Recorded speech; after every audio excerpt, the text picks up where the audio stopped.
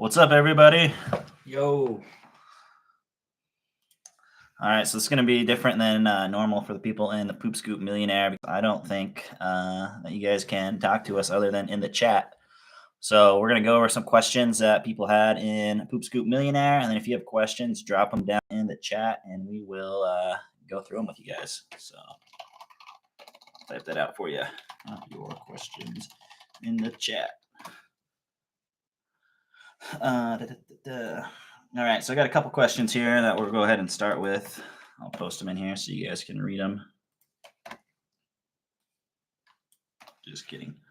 Okay, so question one is, what is our average cost per acquisition from Facebook ads in November?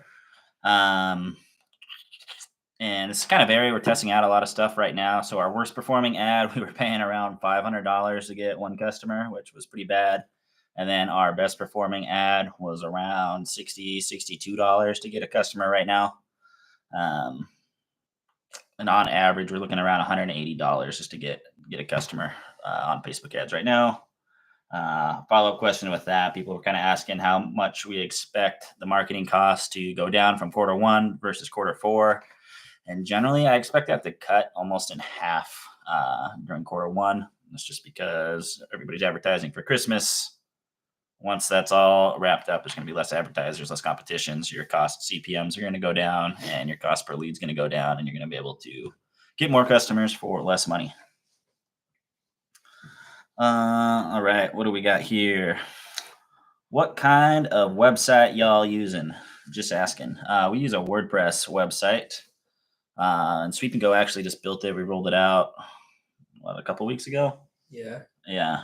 So I've seen a pretty big improvement with it. Actually, our Google conversion rate actually doubled since we released the new website. So if you guys haven't checked it out, just go to swoopscoop.com. You can see how it's going. All right, how much do y'all charge for monthly, and do you add any fees depending on the size of yards? What do you got, Levi? Yeah, so we charge based on a couple different things, but to give somebody a quote, we only really need to know how many dogs they have, and then like roughly the size of the yard for sure. We base our prices on the average size yard in town, which is about 5,000 square feet, 1/8 of an acre. But our average client right now pays they have 2 dogs. They want weekly service, and it's about 110 a month, give or take. So our average client's probably ticket based on location, it's probably around 105. If you run into huge yards like that, I just kind of usually, let's say somebody has 3 dogs and they have like 1/4 of an acre. So the normal price is 1/8 of an acre. If you just add like $25 a month, $30 a month on top of that for every 1/8 of an acre. So like you have the 1/8, the 1/4, the half, the acre. It's not a perfect size, but you'll kind of be right in there, honestly.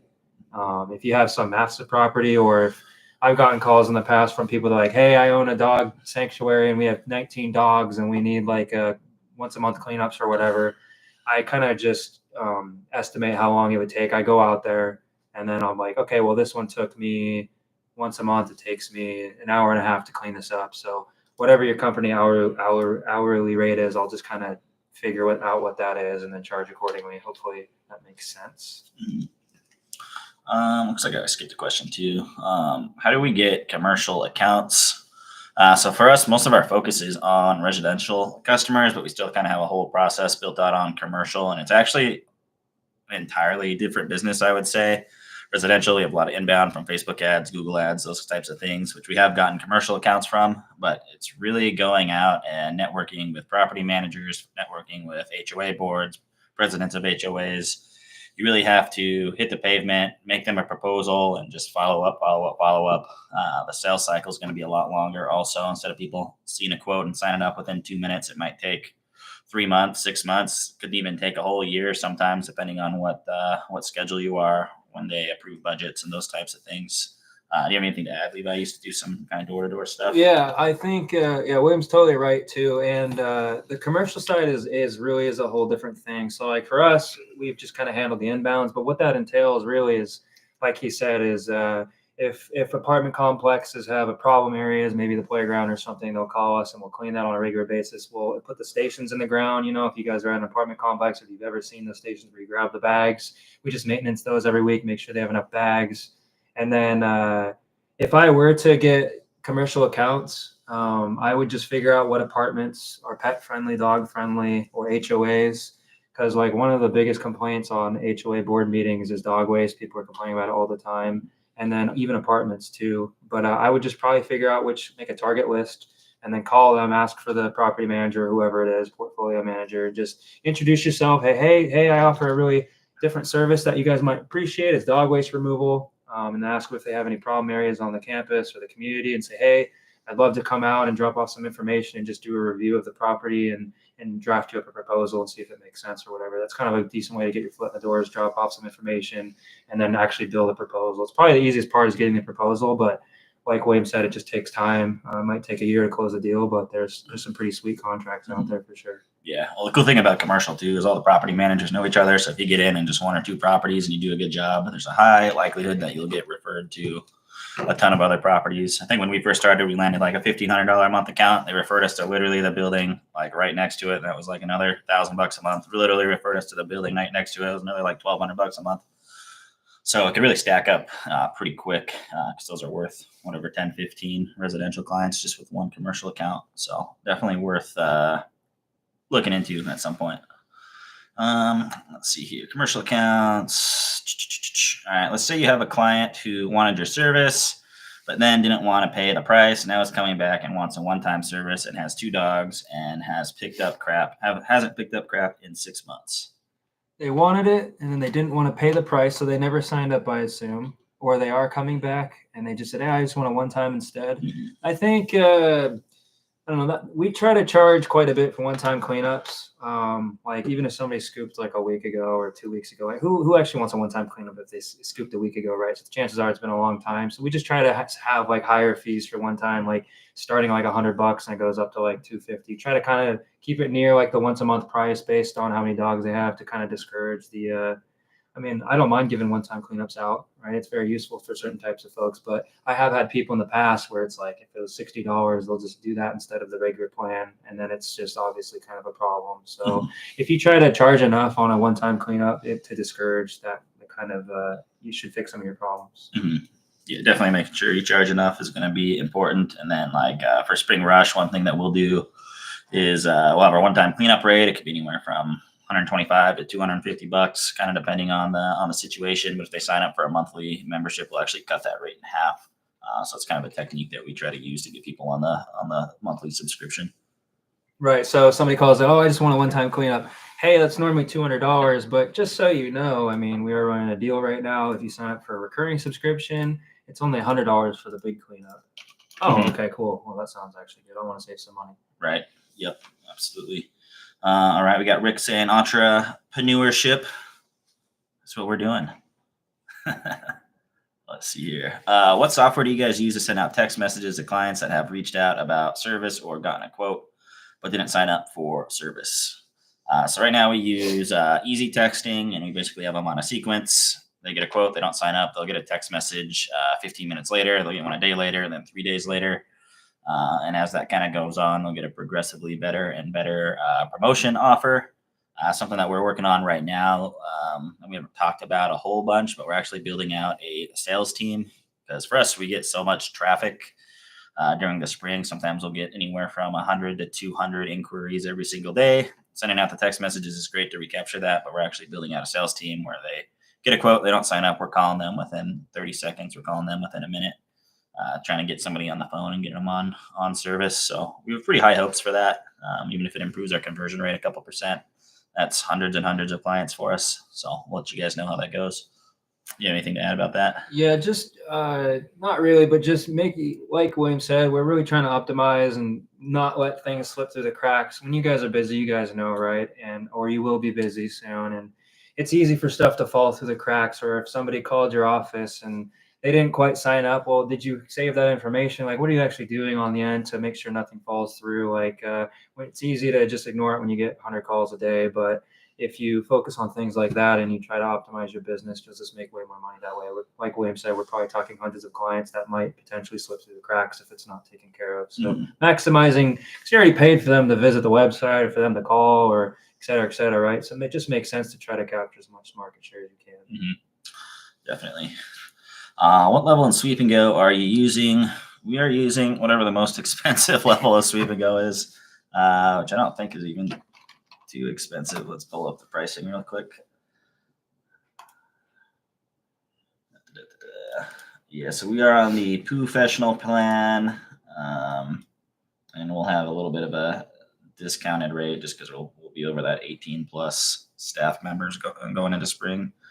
And then also, for those that don't know, if you are in the Poop Scoop Millionaire, you do get a discount with your membership. So just make sure to keep that in mind. When you're deciding which plan to go with, I think the reason that we went with the top plan, even if I was a new company, I'd probably go with the top plan, is just because of the onboarding tool that becomes available there with WordPress integration. So it makes a pretty big difference. That's where a big chunk of our customers are coming from right now. Most of them used to come from Facebook Messenger, but we're kind of switching the way that we do things.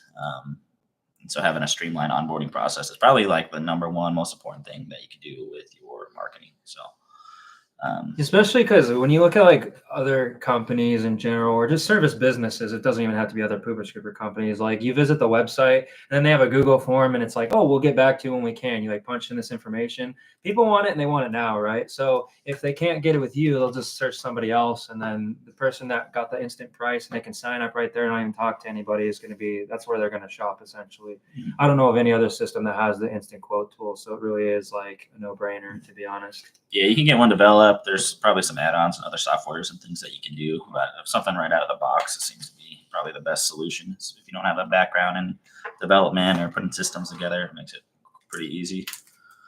Coming from a low-income area, should I still aim for an average of $100 per month? Something that we try to aim for, I would say, kind of as a rule of thumb, I wouldn't want to charge less than around $85 per month per average. Unless you're like in a state where you can get away with paying people like less than $10 an hour, which probably isn't very many right now. But yeah, I'd say kind of the bare minimum I would go is 85 per month on average, and it's pretty easy to bump up prices once you actually have people on the route. But then again, it's also seemingly pretty easy to get people on the route, regardless of if you're charging $80 a month or $100 a month. We actually haven't really seen that big of a dip in customer acquisition from when we started around 70. Now we're at 105, 110. So Yeah, because we did really start around like it was it might have been, I think it was 55 or $50 for once a week for one dog or something, and it was 70 for two dogs. But we started really low in the last 3 years. We've sent rate increase letters out. Like William said, I think 85 if you really want to go like start at that end. And I can get behind maybe getting people on the schedule for 6 months. They love you, and then up in another $10 and getting it to 95 in 6 months. Something like that might be good. But the one thing when I've talked to people, when I coach people, they seem very concerned with other people in their market, what they're charging. I think if you just focus on your own business, making sure the phone's answered quick, making sure you have good systems in place and you do a good job and you have the right team in place, none of that's really going to matter, to be honest with you. mm-hmm. Yeah, I think even right now, I think we're still more so competing against people that don't even know the service exists rather than we are with each other. I mean, even now we've spent hundreds of thousands of dollars on marketing and people still don't know that the service is a thing. And you can really kind of tell that if you're looking at search volumes, like on Google, it's still nothing compared to some of the major trades or other major services. It's just a small fraction.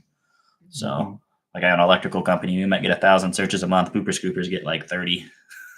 So, yeah, something to keep in mind there. All right, we got John. Can you go into more details about the lead scooper role? I think he actually asked this question in school too, just about how we kind of organize the operations of the field. Yeah, I'll try to be very clear for you, John. So we operate on a chain of command model, as you know. So we'll have scoop technicians at the bottom, and then above them you have like a lead scooper. So they might handle 3 to 5 scoopers, the lead scooper. And then after that, you kind of have the field supervisor, the field manager, who oversees the lead scoopers, depending on the size of your team. And then if you're even bigger, then you'll have something like an operations specialist or an operations manager. So the easiest way for me to explain this is a lead scooper, it really is like 90% cleaning, John. So in between tasks that I have my leads help with, like right now we have 3, they'll help with maybe scheduling truck maintenance. On Mondays, I'll have them do like quality checks on the people underneath them, like maybe 2-3 yards randomly each week, making sure that the quality is like looking good. if I need them to do something else like inventory checks or training new hires is kind of a big one depending on the season. Like right now, we're going to start to get busy pretty soon. So I'll have them actually like sit down on day one with the new hire and take them out in the field and train them and make sure they get to sign their uniform and all that. And then also like doing some ride-alongs. So we called somebody on the phone. We're looking for somebody. They sounded great on the phone, and then we'll actually take them on like a job shadow, like a 45-minute unpaid thing. It gives the person a chance to see what the job's actually like. A pooper scooper, they'll like be with a team leader, and then they can watch the team lead clean a yard or something. So it's like 90% scooping. At the field manager level, it's probably like 75, 80% scooping. They're just doing other things, kind of miscellaneous stuff. And just also just kind of having a fill in for the routes. If somebody calls out, like we have 20 people, right? At any given time, there's probably somebody out. So I can kind of plug and play the manager and they can fill in as needed. So lead scooper is 90% scooping probably. And then a field manager / supervisor is probably like 80% scooping. So I hope that makes sense. Gotcha. Cool. Yeah. Thanks, John. You guys are crushing it over there, growing really quick. So appreciate the question. Hunter, let's go. Appreciate it, Hunter. And for those who don't know, Hunter's actually our authorized vendor for Facebook ads. So if you guys have questions beyond what is available on YouTube or in the courses, he is a good resource for you. Also, John, I should mention too, it's for us, we pay the technicians $20 an hour, but if somebody turns into a lead or if they're hired for the lead, it's a $3 an hour raise, so $23 an hour. Just want to make sure you're aware of what we were paying. Might help you too. Mm-hmm. Yeah, and then what about field managers? Yeah, so they'll make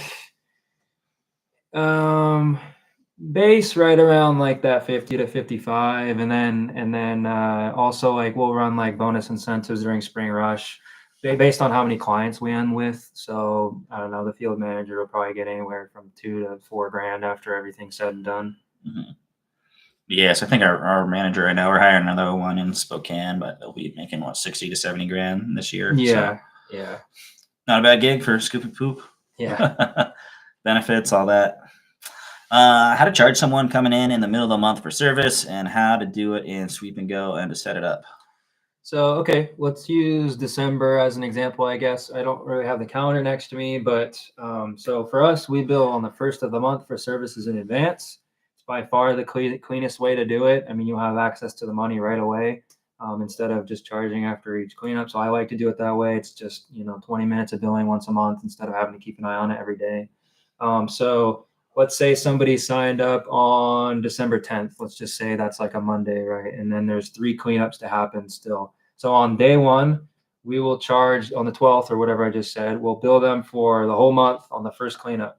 So it doesn't even matter if you said, hey, the first cleanup's on us, it's free. They're still going to get billed for the rest of December on the first visit. And then they're good for the first of the month payment. So the only tricky part, right, is you got to bill them all on the first visit and then it's clean. It's on the first of the month every month.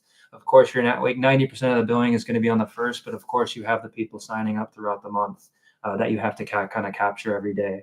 And then we just kind of create the invoice on Swoop and Go and then bill them for whatever they owe us. So December 12th, let's just say they're paying $25 a week. The first cleanup was $50. Let's just pretend like there's 3 more cleanups to happen in December. So $50 for the first one, 3 more at $25 a piece. What is that, like $125 or something? So that's what they owe us. And then they just owe us the regular monthly price January 1st.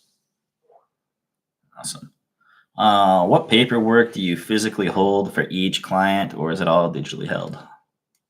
All digitally held. I don't know of any real paperwork that I have unless it's something like an incident report or a write-up form or something, right? Even like our onboarding is through DocuSign electronic, like the handbook and the equipment return. If somebody quits or is let go, they have to return their stuff, the gas card, the keys and all that. The only thing I really have client related whatsoever is just like write-up forms or incident reports if something happened at a client's house. Mm-hmm. Yeah, we're trying to move as much stuff digitally and just consolidating as much as possible. So like, I know a lot of you guys are in the Poop Scoop Millionaire School community. We actually built out an internal school community for Swoop Scoop. So like Levi was saying, the handbook, everything's like right there, right online, super easy. I'm trying to think if there's really anything, just probably like write-up forms and stuff. Yeah. Like for employees would be printed out. So when first starting off, should you drop your prices when you see other companies start offering lower prices? No, please don't do that. kind of like what we talked about earlier, really, Mm-hmm. was just not worrying about the other competition, because that's not even really a thing per se in this industry. I mean, type in like carpet cleaner your city. There's like 100 of them, right? Like Mm-hmm. there's 6 pooper scooper companies probably in any given area, maybe a little more now since the PSM kind of popped off, but and the industry is just becoming more prominent. But it's just there's really no competition virtually, right? So just keep working on doing a great job with your own business, and the clients will come. Mm-hmm. Yeah. So, and obviously you could test pricing and whatnot, but from what I've seen, it's really the messaging, the quality of your advertising, and then probably the most important thing is going to be your response rate. If you get to somebody like within 30 seconds or within a minute, within 5 minutes, kind of tops, before they have a chance to call around and get more quotes, which a lot of people still aren't even doing in this industry, you're going to more than likely secure that customer for yourself, even if you're $10 higher or lower. Um, but you can't always test pricing to see what's going to work. But I wouldn't worry about lowering it. I mean, we're literally like, I don't know, $30 a month, $40 a month higher than some of our competitors, and we got 10 times more clients than them. So, And I would just think about yourself as a shopper, right? I mean, the chances are, like, if you need something like a carpet cleaner, we'll go back to that example. Like, you're probably not going farther than 3 or 4 down Google, right? Whoever mhm, answers the phone, you're like, oh, you're already pissed off. The last 2 guys didn't answer. You're like, all right, I'm just gonna do this one, mhm, most likely, right? mhm. So, Yeah, no, I literally will just call down the list. I won't leave a voicemail or anything. Whoever answers first is first person that gets a crack at it. So, um, okay. 6 months of crap versus time. That might be. Is that an initial one-time yeah, cleanup I think I question? know what you're talking about, Todd. I used to bill by the time for 2 reasons basically. I would bill by the time if somebody says they scooped a week ago, because or about 2 weeks ago. We all know what that means, right? So it's been a lot longer than that. I don't try to fault customers though. I think they're just maybe a little more embarrassed about it. So that's why I kind of had the time cushion in there. Or if somebody's like, I have no idea when I last scooped. Okay, this is gonna be a fun one. So I what time basically means for people who don't know, it's like $40 for the first half an hour, and then like $1 a minute after that. So in other words, it's like a layer to kind of protect you. That's $70 for the first hour, and then like $60 for anything else for an hour after that. But kind of protects you. I'd rather just do flat rates nowadays, but if you want to do the time, I could get behind if, like I said, if somebody said they cleaned a week ago, it's just a protection for you. And then also if they have no idea when they cleaned last, you can maybe do something like that. Mhm, But I just prefer flat rates, to be honest with you. It just mhm, makes the business a lot cleaner and easier. And then mhm, some customers might be like, well, what does that even mean? You know, it's just, you want to make it as easy for them to sign up as possible. You don't want them to have to think, mhm, well, what does that mean in my head if it takes mhm, 42 and this and that? What do I owe you? mhm. So, Yeah, from a conversion standpoint, like the more friction that you can take away from the actual transaction. So, like Levi's saying, not thinking about, oh, well, what if it takes them 47 minutes? Like, how much am I going to have to pay? You just tell them how much you're going to pay. That's what the price is. And for us, we've done like thousands of cleanups. I think we hit over 160,000 cleanups if you check out our website. So we have a pretty good idea what the average like initial or one-time cleanup is going to be, and we can kind of base our pricing around that to be as profitable as we need to be. All right, I'm just starting. I found a bordering company in a medium to high income who has existing low prices, $13 per weekly. Any advice on setting my rates closer to $20? Just set your rates at $20.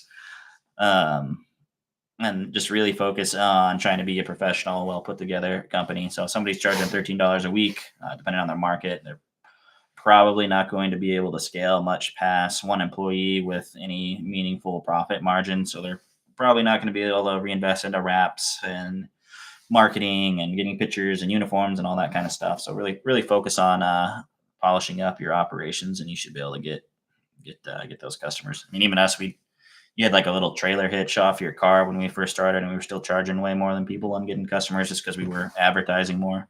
right. And we were responsive and all those other things. We've just been but as you guys can see, it's kind of a recurring question, right? But that's just how important it is to just really just work on and focus on your own stuff. Because I mean, like you said, if you're charging $13 a week, I mean, eventually you're going to want to hire somebody. How are you going to actually afford to pay the right people and have benefits or do nice things for your employees, right? It's just Mhm, not going to happen. mhm. The only way I'd even like consider doing that is if you're just like a one man pooper scooper and like you never have any plans to scale up and you're just trying to get whatever money you can, but I would typically avoid that because even as a one-man show, I'd rather be charging $20 a week than $13 a week. And I also do want to mention too, I've had countless calls just from people calling over the years, like a lot, where they're just like, hey, I use this company right now, but this is what the problem is. It's not going that great, blah, blah, blah, blah, blah, and then I shoot them the price, and then they're like, oh, that's like 30% more than what we're paying right now with the other guy in town. Well, let me think about it, and then they'll call us back ultimately because they still had a problem in the first place, right? Mm-hmm. So it's not going to get changed. They've been with that company for 4 or 5 years, right? Mm-hmm. So people will pay more for better service, straight up. Yep. Okay, we are a new company. What should we do to prepare for our first spring rush? So I guess I'll talk about my end of things, which is going to be more of the marketing. So I like to plan out our marketing kind of before we get into spring rush, because once you get into it, things are just going to be crazy. And budgeting is kind of a big part of that. So spring rush, almost anywhere in the country, even if you live in an area that doesn't snow, is going to be busier just because you have Christmas, CPMs go down at the beginning of the year. So I'd really focus spending or saving up as much money as you can to invest into spring rush. And typically that's going to be through Facebook and Google ads. On Facebook ads, we like to try to have all our images and creative kind of set up before we get there. So pictures with you in your uniform, people standing in front of branded trucks, people with scooping equipment, people with uniforms next to their dogs. All those kind of things tend to perform the best. So if you can get those assets before you get into spring rush, it's going to save you quite a bit. And then operationally, it's kind of a whole nother story. We've been prepping for a while now, and we're still 6 weeks out. So what do you got, Levi, for prepping for spring rush? Well, I'm glad somebody asked this question too, because in a couple of weeks, I'm actually going to do like a whole presentation on how to prepare for spring rush, essentially.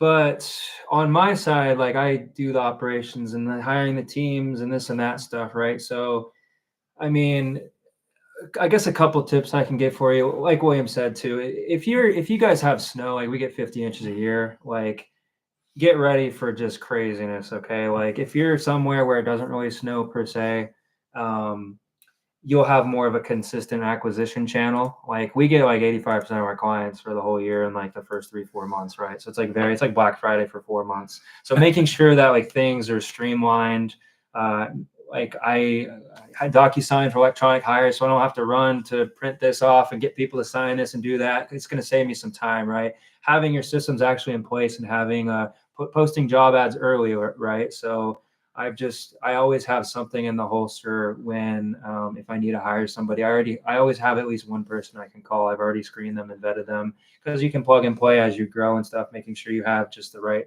everything's kind of in place. It's because it's hard, making sure that your phone is being answered and you're staffed. It's just a lot, you guys. I'm going to be talking about that in the future, but just making sure that you have good policies and procedures in place, because you don't want them when you need them. You want them before you need them, essentially. Mm-hmm. So just having a good hiring script. What are you going to say in the interviews to hire people? What are you going to say on the phone? Having a call script, knowing how to punch in customers on your CRM. And then just making sure that everything's tight with the billing and all of that, I guess, is some of my tips right now.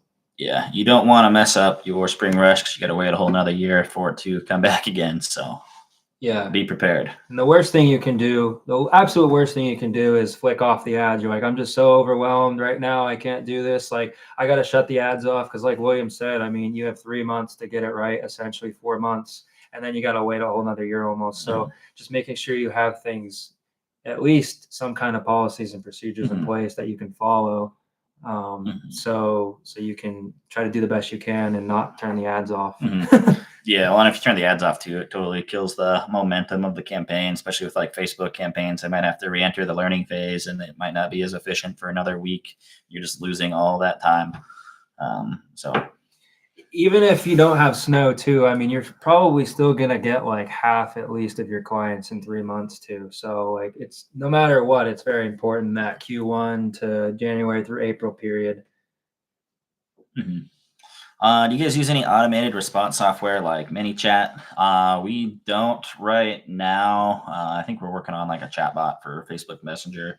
We're trying to change our strategy to send everything through the website just because we have the SMS remarketing with easy text, and then we're building out that sales department. We want to be able to collect all these phone numbers. So even if it might not convert as high, which we're still determining if it is going to or not, we have all those follow-up channels where the conversion rate just gets bumped up between the text messaging and the Salesforce. So good question.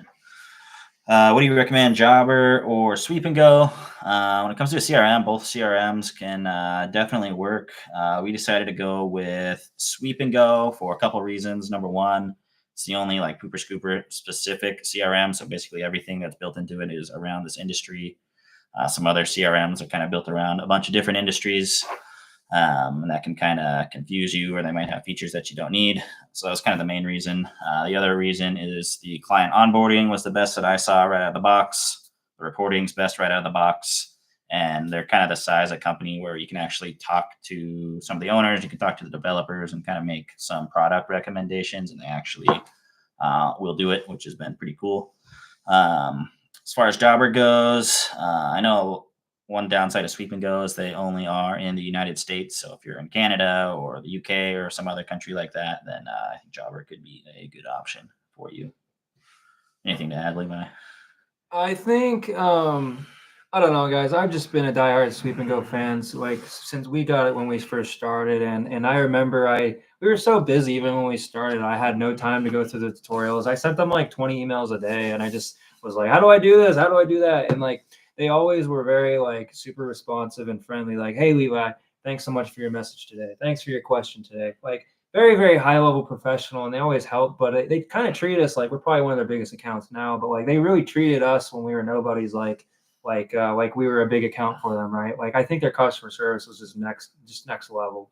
But the other thing too is like William said, all those other reasons. But like this is a very repetitive business. Like every task, cleaning yards, day in and day out, it's very repetitive. And so having all these features built in, like the gate photos and on the way text messages and all this other stuff, it's all built into Sweep and Go automatically. And so like if you think about it, I don't know of other softwares that have this stuff, but if you think about it, if you sent Mrs. Jones a text and then you sent her gate photo after each cleanup, that's probably 30 seconds of wasted time. And every technician does like 30 yards a day. So every single shift, that's like 15 minutes that we save times 20 people. I mean, we're talking tens of thousands of dollars in labor that we just saved just by having these little features integrated into the system.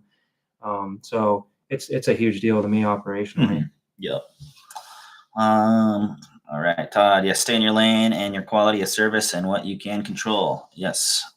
Yes, agreed. What percentage of revenue is labor? So I think we're around 30% or less. Yeah.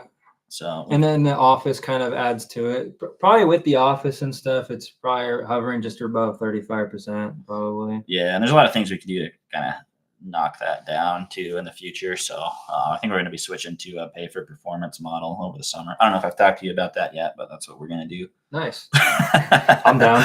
I think, but yeah, your field staff should definitely be anywhere from like around that 1/3, 30 to 33% is usually in business in general. You want that labor rate to be right around there if you can. Mm-hmm. And we don't have a bunch of cogs or a ton of like the pooper scooper business in general, right? In general, there's not a lot of expenses. So labor is the main one, of course. Yeah, I think we could get it down into the high 20s with some changes with pay for performance and things like that. And obviously the bigger you get, the more route density that you have. And so the more revenue per hour all your techs are earning. So there's a lot that goes into it and things that you can do to improve. So especially for us right now, we're kind of trying to overstaff a little bit going into spring rush. So our labor rate might be a little higher than it normally is. Yeah. How did you guys take payment when you first started and didn't have anything set up? Did you take payment per scoop or did people get in on the monthly? Oh, this is a fun one. Yeah. Thanks for the question, Nathan. Yeah. Okay. When we first started out, I made all those mistakes, right? Which is why we're trying to help you guys like avoid some of this stuff. Like I used to let people choose. I was like, hey, you want to do cash, check, PayPal, Venmo? Like, hey, I'm good. Put the check underneath the mat, whatever, right? And then I quickly found out that that was not a feasible option, especially if you ever want employees too. Like some people just don't want to handle the money, or like they have to come to the office and remember that they have a check, and it's just a lot of lost money over the years. But most importantly, like we bill everybody on the first of the month, just because if somebody pays with cash or does this and does that, like I can't even provide them records. They could just say, oh, well, I already paid this month. Well, actually, I see in your account here electronically that, you didn't pay your bill or whatever. So it's just way cleaner and more streamlined. Not just doing credit cards or debit cards. That's what Sweep and Go does. They just put their card on file and we run it for them. Mhm. Cash and checks is a disaster. Mhm. And then even billing after each cleanup, I had a whole spreadsheet. Well, you probably remember this. I had a whole spreadsheet of when somebody owed something and I had to run it. And I was just dying over there. It took me hours to do all the billing. So just cleaning up everything as much as possible. And if you're lucky, if you're just starting too, I mean, just use this opportunity to just follow our system. Bill on the first of the month, prepayments. If they don't pay, then just pause the account and don't clean, and then you're not a collections agency after that. Did we start off post pay? Yeah, I let people choose. I was like, hey, you want to be billed weekly after each cleanup? You want a monthly? And as you can imagine, it gets very tricky. Yeah, don't do that. Yeah, don't do that. I guess the other thing too, I don't know if we talk about this too much, but we actually had Sweep and Go before we even really started. So we kind of used that to reverse engineer how we were going to do a lot of things. But they didn't tell us exactly what to do with billing. We had to figure that one out. Right. All right. What do you think of starting without a website? Yeah, I think that's totally doable. You don't have to have a website to get going. It really depends on what advertising method you're going to focus on. So if you're doing a lot of cold reach outs, just DMing people, doing the free trial method, even posting in Facebook groups, I think you could get away with not having a website. Once you start spending some real money and wanting to really scale up and you're running Facebook ads and you're trying to run Google ads, if you don't have a website, it's going to be pretty detrimental. But if you're doing some of the kind of more labor intensive marketing methods, I guess I'll say, then it's not really as critical. But a lot of people will Google your name. If they don't see a website, they won't think that you're a real business and might not even try to sign up. So definitely do it, but not required when you're first starting. Can you talk about the $100 gift card for $25? For some reason, I can't wrap my brain around it. So basically, we're running a Black Friday promo right now where we are selling $100 gift cards for only $25. But the catch is that you can't use it for yourself. So we're just advertising this to our existing customers. They have to use it as a gift. So kind of the train of thought behind this is they get to give a gift to a friend or family member that's worth $100. They only paid $25 for it. So it's going to make them look better. But for us, it actually helps us out because they're going to give this to a friend. And then we just acquired a new customer for $75, which is well within the CAC, customer acquisition costs, that we're willing to pay. And then on top of this, if they don't end up redeeming that gift card at all for some reason, we just made $25 for free. So. And the caveat or the stipulation, Todd, is they can't be on our route right now. It can't be a current customer. If somebody isn't on the route, but they used this a year ago, cool. They can still give it to that person. But we just check on the phone real quick. Okay, who's the name of the person or the address? Okay, looks like they're not a customer right now. So yeah, we're just advertising it to our existing customers. That's kind of as a test run this year. But you can, I guess you technically could just run it out on Facebook to anybody because those people aren't on the route already. So we're just trying to really control it so that we don't have issues with people buying gift cards, giving to people that maybe they shouldn't have. So, Jeff, what percentage of revenue do you spend on marketing? This is really going to depend on what stage of business you're in. So when we were first starting, we were probably spending 20-30% on marketing, which is definitely not sustainable. We basically would just dump 100% of the profits back into the business, into marketing, so that we can grow faster. Generally, I say for home services, you want to be spending around 10% or less. So as your business continues to grow and develop, you get more word of mouth. You don't necessarily have to spend as much money on marketing as a percentage of revenue. The other thing when you're looking at percentages is the business revenue wise kind of lags a couple months, because as you get those subscribers on, sometimes you're not getting that full monthly subscription for a month or 2 months, depending if you're running any kind of promo. So your revenue will also lag when you're advertising heavy, especially for us in Spring Rush. We'll onboard 500 customers. Our marketing percentage will be super high. And then the next month we collect all that money, kind of a thing. So anything to add on that? Yeah. And keep in mind, 10% doesn't really mean like, oh, that means I have to spend, if I make $100,000 of the business does, that means, oh, I need to spend $1,000 a month. It's probably more like, it's 3,000 January and 3,000 February, 2,000 March or something. And then, like the extra 3,000 is dispersed over the rest of the off season or something. But the bottom line is that I guess it doesn't really matter as long as it makes sense to acquire a customer. You can spend as much as you want. Mm-hmm. Yep. Sell me on Poop Scoop Millionaire. All right, I'll try. So right now, Poop Scoop Millionaire, as far as I know, is the only kind of premium community for pooper scooper business owners. So right now we have 434 members. It's also really the only place you can consistently get direct access to me or Levi. If you have questions, people can just DM us all day. Got 9 messages in there right now. I'll respond right after this.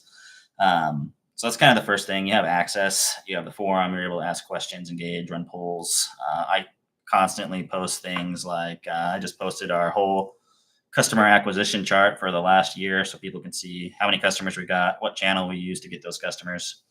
The next thing after that is a classroom. So we got the courses anywhere from Poop Scoop 101, how to do all the basics, to running Facebook ads, the way that we run Facebook ads, running Google ads, doing SEO, and then even like hiring and training employees. That's all built out in the classroom. We spent a lot of time on this, you guys. So I really hope you do choose to look at it, Dougie. But I mean, I look, in all honesty, I wish there was something like this when we started. I read a book. It was like 200 pages from the library. I mean, there's literally nothing at the time or even now like on this stuff. So I don't know. I mean, our company is doing multiple 7 figures, and we've learned a lot along the way, and we didn't really hold anything back. So we both stand by the group firmly. It's a great group. Mm-hmm. Yeah, and then kind of some other things too. We have like 2 live events every single week to network with other people. Levi or I will put on Q&As like this on a monthly basis. We'll bring in professionals. We brought in like our trademark attorney or Google Ads manager. We'll bring in people that will actually even spend money sometimes to bring these people on to give the best information that we can. And then probably one of the biggest selling factors for me anyways, we've been working on getting some discounts on things. So like we have a discount on Sweep and Go, Nice Job, Wishy Wash. We have some ads managers, website builders. And if you take advantage of all those discounts, it can actually more than cover the cost of the membership. So just something to keep in mind. And probably the biggest selling point, at least for today, is that the price is going up on December 1st, which is Saturday. So anybody that signs up before then is locked in at the discounted rate for life. It'll never go up. So there you go. All right, Rick. PSM has taught me so much. Nice. Sell it, Rick. If you start by yourself, how do you answer the phone while scooping, and how do you decide what town to start in first? So, Maria, thanks for your question. When we first started, I was working a job at the time, right? And I was out of my car doing this and doing that, but we didn't even have an office for like 2.5 years. I literally was everything off my cell phone. So I was giving Facebook quotes. I was answering the phone, doing this, doing that. Like it was just all through the phone. So it was kind of my personal number was the business number at first. And then we of course divided that later. But I just have my AirPods in or my headphones. And if it rings, I have a certain ringtone, like it makes a special sound. Oh, I know it's a Swoop Scoop call. And then I'm ready to rock basically. So I just kind of did it. Hopefully that's the. Mm-hmm. Yeah, well, a lot of people would message into, and what you'd stop in between yards. And, yeah, so like on Facebook, if you get some messages after you do a cleanup when you're in the truck moving to the next one, I would just do this. I can actually show you something real quick. Let me get my phone.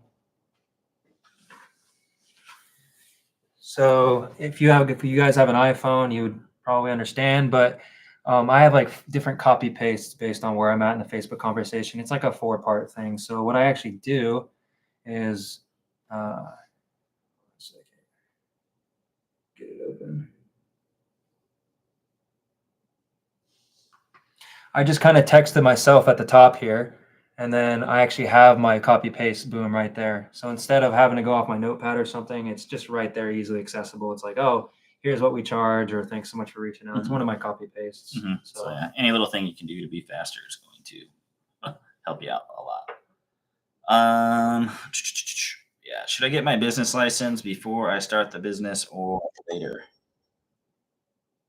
I don't know, I'm not going to give legal advice, but I think if you're under a certain revenue point, I don't know if you necessarily need a business license, but it just really depends on what your goals are and how far you want to go, and kind of what your personal assets look like. If you go out and you do something, you could be personally liable if you have a paid off house or something and you don't have your business license and your LLC and all your insurance. Uh, you don't want to put that stuff at risk. So, I would definitely just call your Department of Revenue for your state. They can help with more of those questions because that's usually how you get your licenses and stuff. mhm. All right. I started a Poop Scoop business in Belgium, inspired by your Upflip video. Thank you. Nice. However, this type of business doesn't seem to exist yet in Belgium or the Netherlands or Germany. Do you know why that might be?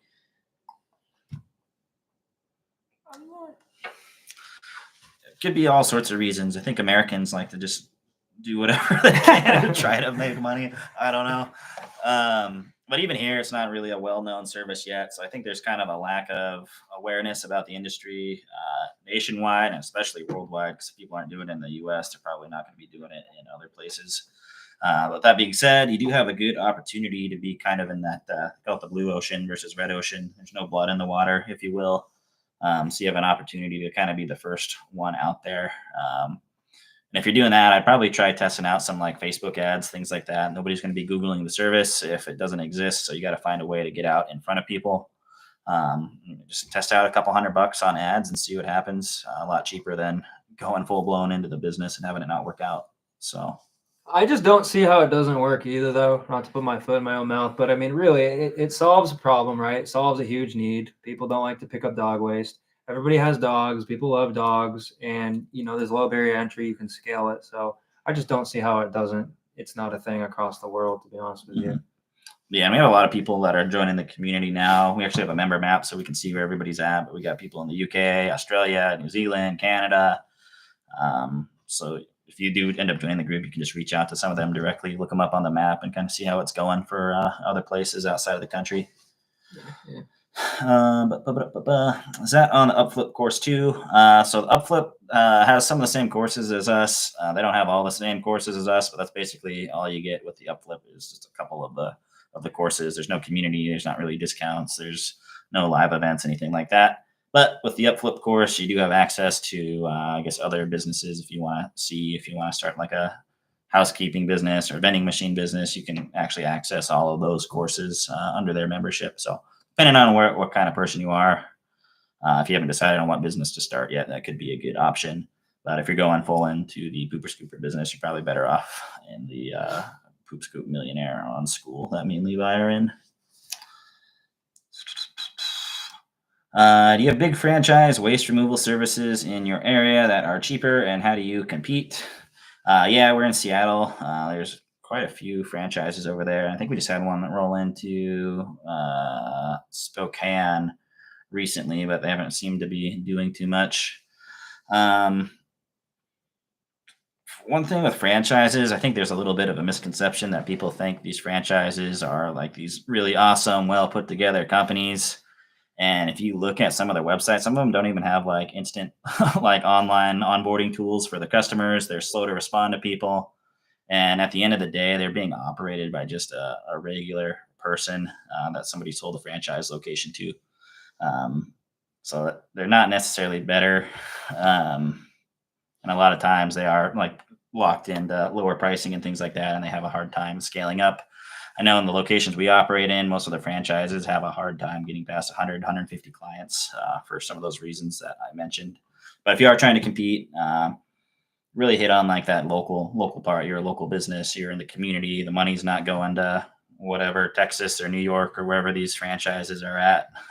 It's really staying in the community. You have anything to add to that, Levi? No, I agree wholeheartedly. I just think one of the biggest reasons franchises fail is they also don't have enough support coming up the chain. And so I think just to plug PSM, I guess, I mean, it's a lot cheaper than $40,000 buy-in and 8% royalty for life. And you can have access to 450 people that are going through the same thing, been there, done that. I mean, I don't know. It's good for the, I don't know. I can't get behind it.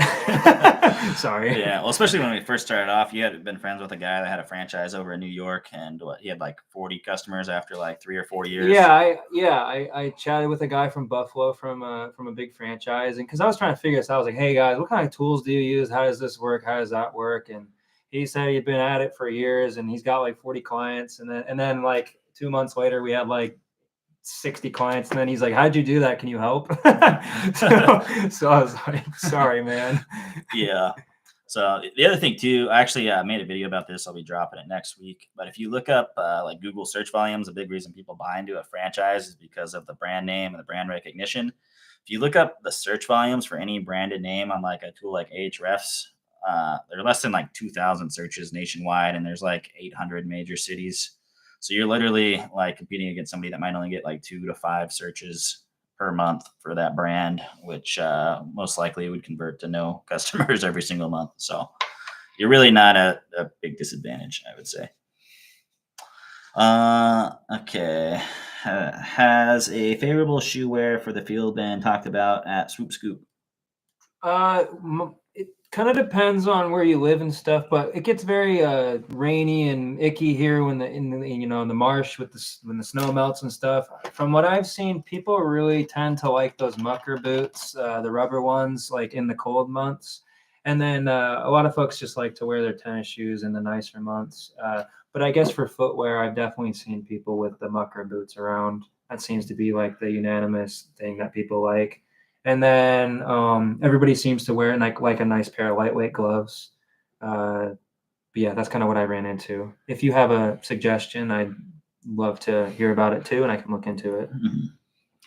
Does Sweep and Go require A2P phone number verification for texting services? So I actually just Googled what that meant.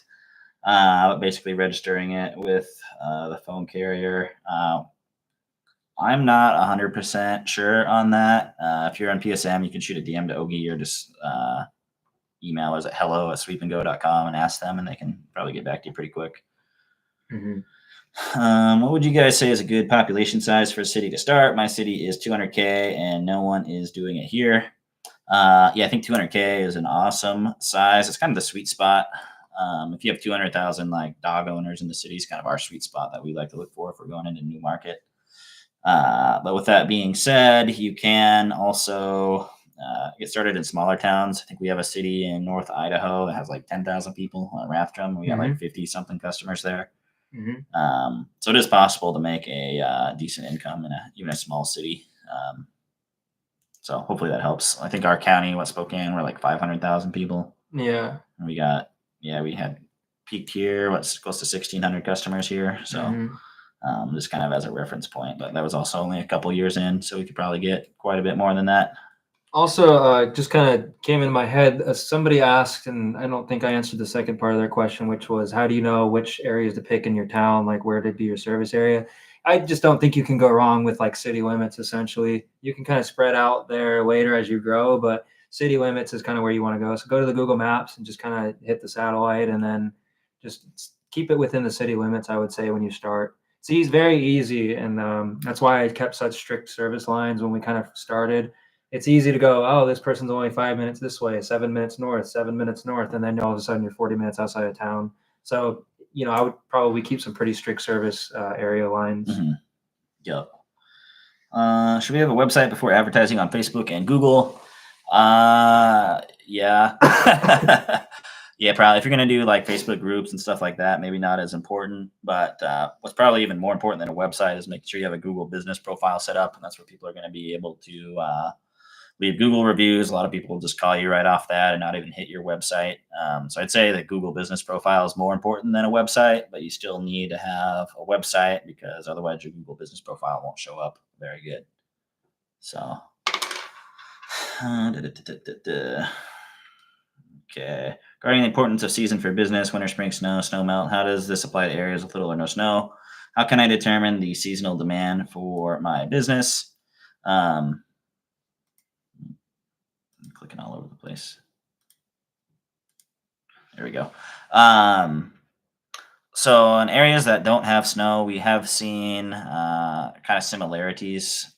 To us, it won't be quite as crazy, but people will still gain the majority of their customers in the first quarter of the year. We've talked to people in New Mexico and California and Texas.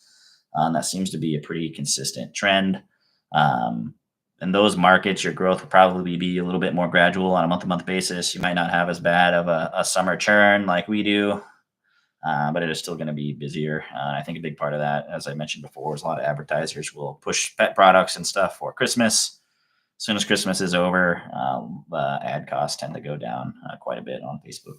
So Yeah, so pseudo busy season's kind of Q4, and then busy season notoriously is Q1, really. So instead of where you get snow, you'll get 80% of your clients for the whole year, and in a quarter, it might be like 40, 50%, which is still very significant.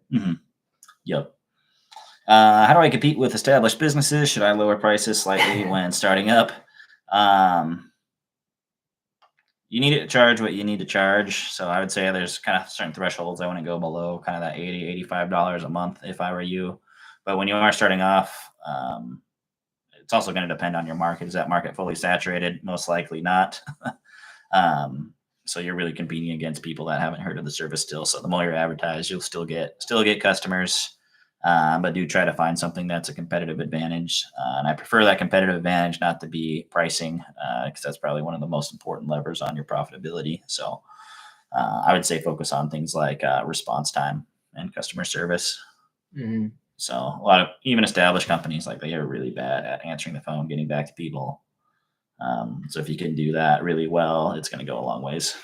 I can even share an example. I was out doing a yard about 2 years ago, and this guy had just signed up, and he says it was like the second cleanup I did for him, and he's like, "Hey, man, I really appreciate having you guys. I actually," and he told me, I didn't know at first. He's like, "I used the Pooper Scooper service for about 5 years before you guys, and basically, he's like, I really appreciate the fact that you guys send the on the way text messages, which Sweep and Go does that." But he's like, this guy, he says, my pooper scooper, the only way I knew he showed up is because you had to go around to the back alley to get inside to actually clean the yard. He said this dude could just show up whenever. And the only reason he knew he was coming is he drove past the front of the house and he'd blast the horn. And then that means, oh, my guy's here, right? So my point is, if you look on, like, it really is kind of the small things that matter also. It's like to the customer. So if you look at our Google reviews, we have like over 1,000. You'll notice a lot of people talk about the gate photos, or my technicians are awesome. They disinfect their stuff between each yard, their shoes, the tools. They send you on the way text messages. It really is those tiny value propositions that make a difference for people. Because at the end of the day, we're all scooping poop. Just who has better systems or who does extra things than the other people, right? Mm-hmm. So. Yeah, eventually the biggest differentiator is going to be like the brand. So the customer experience is part of the brand. How fast you respond to people is part of the brand, but then also like your logo, how you make people feel when they like interact with you. That's going to be the biggest difference maker. So, what are the reasons prospective clients are not happy with their service?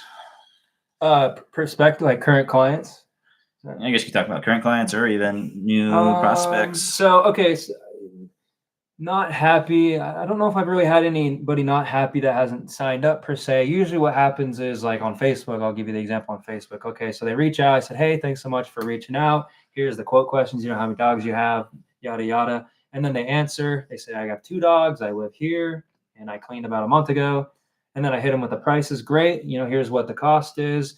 Which option would you prefer? And then they just usually say, oh, let me talk to the husband, let me talk to the wife, or they just ignore it, right? So they didn't want the service, or they thought it was something with the price, right? So I guess that's what I ran with that. If people aren't happy with the service, I guess it would be something, there's not a lot of things that they can really complain about, to be honest, but a couple things I guess would be maybe there was missed piles, like a quality assurance issue, which we really try to keep on top of. Maybe if you're not staffed right, it could get ugly pretty quick. Like if you have to keep moving yards to the next day, right? Like you're just way overbooked on clients on a Wednesday, so you have to shift them to a Thursday. And then maybe in the summertime, they're pissed off because their one guy comes on Thursdays and you come in the day before it was all lined up, right? And then you weren't able to get the yard done on that day. And then maybe there was some sort of billing discrepancy, which doesn't happen very often. But those are kind of like maybe 3 of the things, really. Or of course, if you let somebody's dog out on accident, and then they're lost. I guess that would be one. Hopefully, I don't wish that call upon anybody. But those are really kind of the few things that people complain about. And if you're on top of it, then that's the best we can do. Mm-hmm.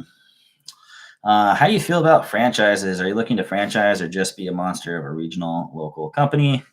So I guess just off the cuff, my feeling on franchises in general, not necessarily just in the poop scoop industry, is that they are not for me. I don't like to be locked into things, and I don't like to not be able to build things the way that I think they should be built. I don't like to be put into a box. So personally, not for me. The poop scoop industry specifically, I think honestly they're a pretty bad value right now. I want to say if you Google it, the average franchise buy-in fee is going to be anywhere from $40,000 to $100,000 to get started in a franchise. You can use that money to do a lot better things. Learning how to pick up dog poop is not rocket science. We literally teach you guys what we do for less than $100 a month. So a lot cheaper to learn that way than to go with the franchise route. I'm dropping a video on this next week, so you guys can check it out. But there's some reasons you might want to, but looking at the brand strength of a lot of these franchises, generally they're pretty weak. Their systems are pretty weak. And a lot of times, even just getting something out of the box, like at Sweep and Go, you're going to be better off and kind of go on the franchise route. You have anything to add about that? I just will say, dog waste removal. I mean, I think that's why like we all are so interested in this, right? Like, because I want to do a business with William for so long, and then I finally said, "Hey, man, I'm really serious. Let's do something." And then he's like, "Well, why don't you go look into something and see what you want to do?" You know. And I looked at stuff. I looked at carpet cleaning, and then I looked at like locksmith and stuff. But like, I'm not technical with my hands, right? And then William told me that his wife had hired a pooper scooper service for their house. And then I literally was like, "Oh my God, it's perfect. Even I can do that." You know what I'm saying? So I would say with dog waste removal, it's not easy at times, but it really is almost as simple as it gets, right? You guys can do this on your own. It's about as easy as it gets. Mm-hmm. So Yeah. from a business standpoint. Yeah. And as far as us, are we looking to franchise or just be a monster of a regional local company? This is another reason I'm not super stoked about franchises, is because it's almost an entirely different business. You're spending all your time trying to develop territories, sell locations, get franchisees onto your systems. You got a bunch of legal paperwork. You got to make sure people are following your systems or processes. You got to police your brand. There's a lot that goes into it that's really distracting. And for us, we spend 100% of our time and our effort and our energy and our money into just trying to make our business better and trying to make our service better. So we're not going out trying to sell a bunch of locations. We're trying to figure out how do we get one location to 1,000, 2,000, 3,000 customers, move on to the next one. And if we're able to succeed at this, I think this is going to be a big competitive advantage for us, because we're at 1,000, 2,000 customers per location before we open to the next one. We just dump all that money in marketing into the next location. People aren't going to be able to compete with us. I think that really comes down to too, like what William's saying. We're more fluid, right? So if we wanted to make a decision today, we could implement it tomorrow. We don't have to send it up the chain if we want to try something or test this or do that. So, like you said, there's just a lot of it's very fluid. Mm-hmm. Definitely. So, also, if I was franchising, I wouldn't be telling people how we do stuff for like $100 a month. So yeah, right now we're focused on our region and really developing that. I think we get to a $10 million plus company just in Washington State, let alone going nationwide. So there we go, franchises. What has been your CAC on Facebook ads over the past month, and what do you anticipate it to be for upcoming busy season? Seems like it's costing a lot more CAC to get new customers. Yeah, it's a little bit more expensive. Election year, I think, might have a little bit to do with that. But now that that's over, I think things are getting a little bit more normal. We're testing all sorts of ads this month. I think our best performing ad, our CAC was around $60. Worst performing ad was like $500, and on average, I think we're around 170, 180 right now. So during spring rush, I anticipate that to probably almost cut in half. You can technically, like, it really is the math equation as well. So like if you want to go off of our churn rate, 5%, 5.5%, just take the average monthly price, like $100 that you're going to charge for a customer, divide it by that 5%, you'll get your lifetime value. And then if you can get a customer for around 10% of that, which would be $200, you could probably technically spend like up to $450 based on your profit margins. But usually if you can get that CAC around 10% of your LTV, your lifetime value, you're looking great. So for us, it's just under 250 probably. Mm-hmm. But we also could have a CAC of like $30 if we didn't advertise heavy, just because of all the referrals and text messages and stuff. It's just when you really push and start to do some of those more expensive channels where costs keep going up. So, what policies and procedures do you have in place for winter? Do you operate in the cold? Cold, maybe. Cold. We have 18-degree weather here. Yeah, for winter, essentially, actually, I got a picture too. So here's what it looks like for us, right? You can just, it's not the greatest, in case you can't see, but those are piles I basically circled. They just sit right on top of the snow. So that was the first question I had when we first opened up. I was like, does this thing even work in the wintertime? And it does. So the waste, a lot of time when the snow just freezes over, the waste will sit on top and we can scoop it. It's almost easier than no snow, to be honest with you. And then you just pay for it later when the snow melts. But that being said, if you act like it's not a strange thing, the customers don't. You just kind of set the expectation like, hey, we'll come out, we'll get them as much as we can each visit. And then when the snow ultimately melts, you'll be the first one that gets the full cleanup, and you're not getting charged anything else. It's just like the regular monthly fee. So the only time, probably in the wintertime, I don't know, we probably usually notoriously skip like 7 times. If it's just sub-zero or if it snowed 6 inches overnight, there's literally zero reason to be out there. So probably every year we skip like 7 times, and then the customer's still charged for it. Out of the 300 houses on any given day, maybe like 4 or 5 people complain about that. So I'll just send them out the next day, but everybody else understands it's just not feasible, right? So I don't dig through snow. We don't dig through snow. We'll just do the best we can. And then the customers already know kind of the process. Like before it snows, we send like a massive newsletter out explaining how it works. So it's definitely a thing. Yep, for sure. Does the CRM platform make it easy for customers to cancel their billing cycle? Does the cancellation process depend on the date of the month? Are refunds provided in such cases? Yes. So the first part of your question, it's easy for them to cancel. So Sweep and Go has a great feature where when you make somebody's account, they get a customer portal account. So they can put their dogs' names in, photos of the dogs if they want. They can look at those gate photos, records of every cleanup ever done, their billing history. It's all kind of just laid out in there for them. And then if they want to switch from weekly to every 2-week cleanups, or if they just want to pause it because they're going to go to Guam for a month, or if they just want to straight up cancel, it'll ask them for a reason that they're canceling and then the date that they want to cancel. So it does make it easy, and then it gets funneled up to the office, and then we just like either approve or deny it. And then the second part, does the cancellation process depend on the day of the month? So we prepay right on the first of the month. So if somebody wants to cancel on the 15th, they're like, hey, I want to cancel my subscription. Here's why. I just try to incentivize. I say, hey, well, it looks like you're paid through November already. I mean, we'd love to wrap up the rest of the month for you and just end on a clean slate if that's okay with you. And I really try to push for that. If they're like, no, or if it's something like my dog passed away or this and that, of course, I'll give them a refund. Yeah, for services not rendered. Cool. Okay. Knowing what you do now, what's the number one thing you would have done different? For me, I would have not started any of my other businesses and just went 100% in on the Poop Scoop industry, because it seems to smash a lot of the trades and other service businesses out there from what I've seen. So it's something I'm actually going to be transitioning to spending most of my time on. Yeah. What about you?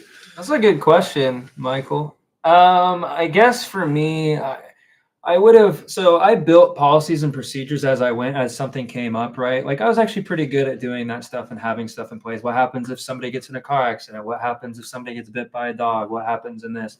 So I tried the absolute best I could, but I think maybe bringing on an office person a little bit sooner than we did, because I feel like, so it's just kind of me taking all the calls till about the first 900 clients. So like, I know a lot fell through the cracks essentially, and it worked, but it wasn't as efficient, I think, as it could have been for sure. So maybe just bringing on and having a good hiring process in place, like being very picky with the hiring and having like a script that you just follow for everybody, and having like a very specific criteria, and making sure you're not like essentially desperate. Like if somebody quits, automatically in your head, you're going to know, like most great people have to put in 2 weeks notice, right? You're not just trying to find somebody who can start tomorrow, because it's just like a vicious cycle, right? It's just a hamster on a wheel thing. Making sure that you're really feeling great about the people that you hire as well is going to make a huge difference. Yep. I have $2,000 per month for the next 6 months strictly for Meta bought, including paying the marketing company helping me. Do you think I can get to 300 customers in that time frame? I think you can get to 300 customers in that time frame, but not with that budget, more than likely. If you're in a market that has like snow and it melts off, you might be able to stretch that. But if we just take $12,000 divided by 300, that puts your CAC at $40, which is really low. You're more than likely going to have to spend 2 to 3 times that, more than likely. But you never know until you try and you actually start collecting that data, seeing what your cost per acquisition is. And it's also going to depend if you're doing other advertising with that on Google Ads, or you got truck wraps or other things that are going to be working for you as well. It's technically possible, but I would be surprised if you did that. Do you use LinkedIn to search for employees, or is there another platform that's best? I've had great luck with Indeed, and once in a while I'll use Craigslist, Victor. So I basically 90% of the time just go off of Indeed, and I have like a job description, right? In the title, I kind of make it a little flashy because people aren't used to seeing a pooper scooper, right? So I put like professional pooper scooper needed, full time, $20 an hour, M through F, like Monday through Friday. And then I've never ever had a problem with getting applicants. I think this type of job really appeals to a certain type of person. People who like working independently, people who like being outside, people that might have route delivery driving experience already. It actually really is. I really believe in the job. I think being a pooper scooper is a really sweet gig for somebody. And at our company, because we're at that kind of point now too, it really is like career opportunities for people. Like we're always trying to promote internally, like bring people into the office or make them into leaders or send somebody off to Seattle to run the location. But Indeed has been wonderful for me. You basically set like a daily budget, and usually it'll take me about 100 applications before I find like maybe 5 or 6 people I want to talk to. And then of those, I'll probably like 2 of them. So it does take it's a good investment of your time. Like it takes a while to find the right person. It really does. Mm-hmm. Ogie rocks. I agree. Yes. When will you be talking about spring rush? It's just my husband and I. Should we think about hiring someone for the spring? I work as a VA and plan to hire the company I work for, but my husband and I can split up and scoop. Do you think we should plan to hire? We're in southern Michigan and going to service northern Ohio also. So if you're over there, it sounds like you get some snow for sure, Jesselyn. So I assume if you're running ads and you have the website up and things are kind of popping, it's gonna be a lot of work, more so than like somebody in Arizona or Texas, right? Because a lot of your clients are just gonna be up front in the first quarter or whatever. So I think whatever works best for you guys, but I think if you divide roles up, it's gonna be a lot better.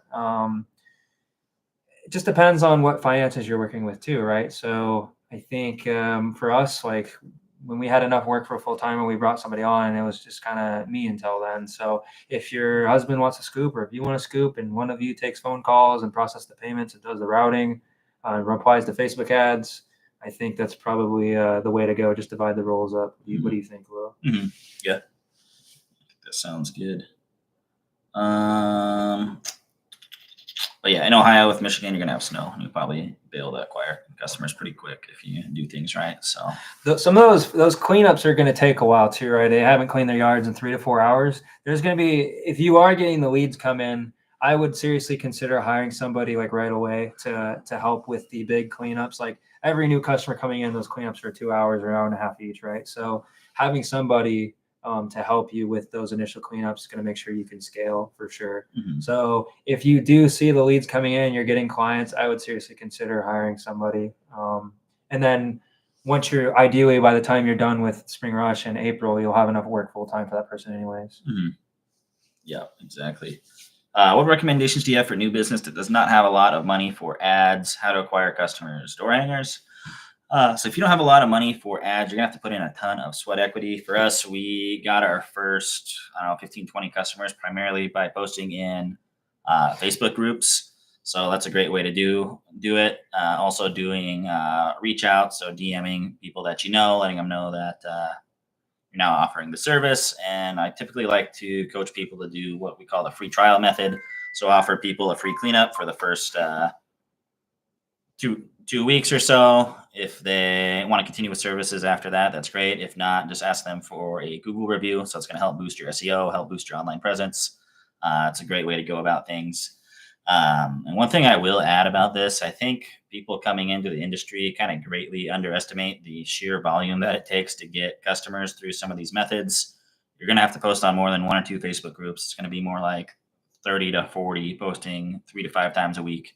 You're going to have to reach out more than 10 friends to get one customer. You might have to reach out to 100, 150 people, right?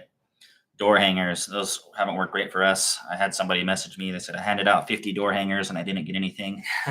More realistically, you're going to have to hand out close to 1,000 door hangers to get one client. So the sheer volume that you have to do when you're getting started is definitely greater than a lot of people anticipate, I think.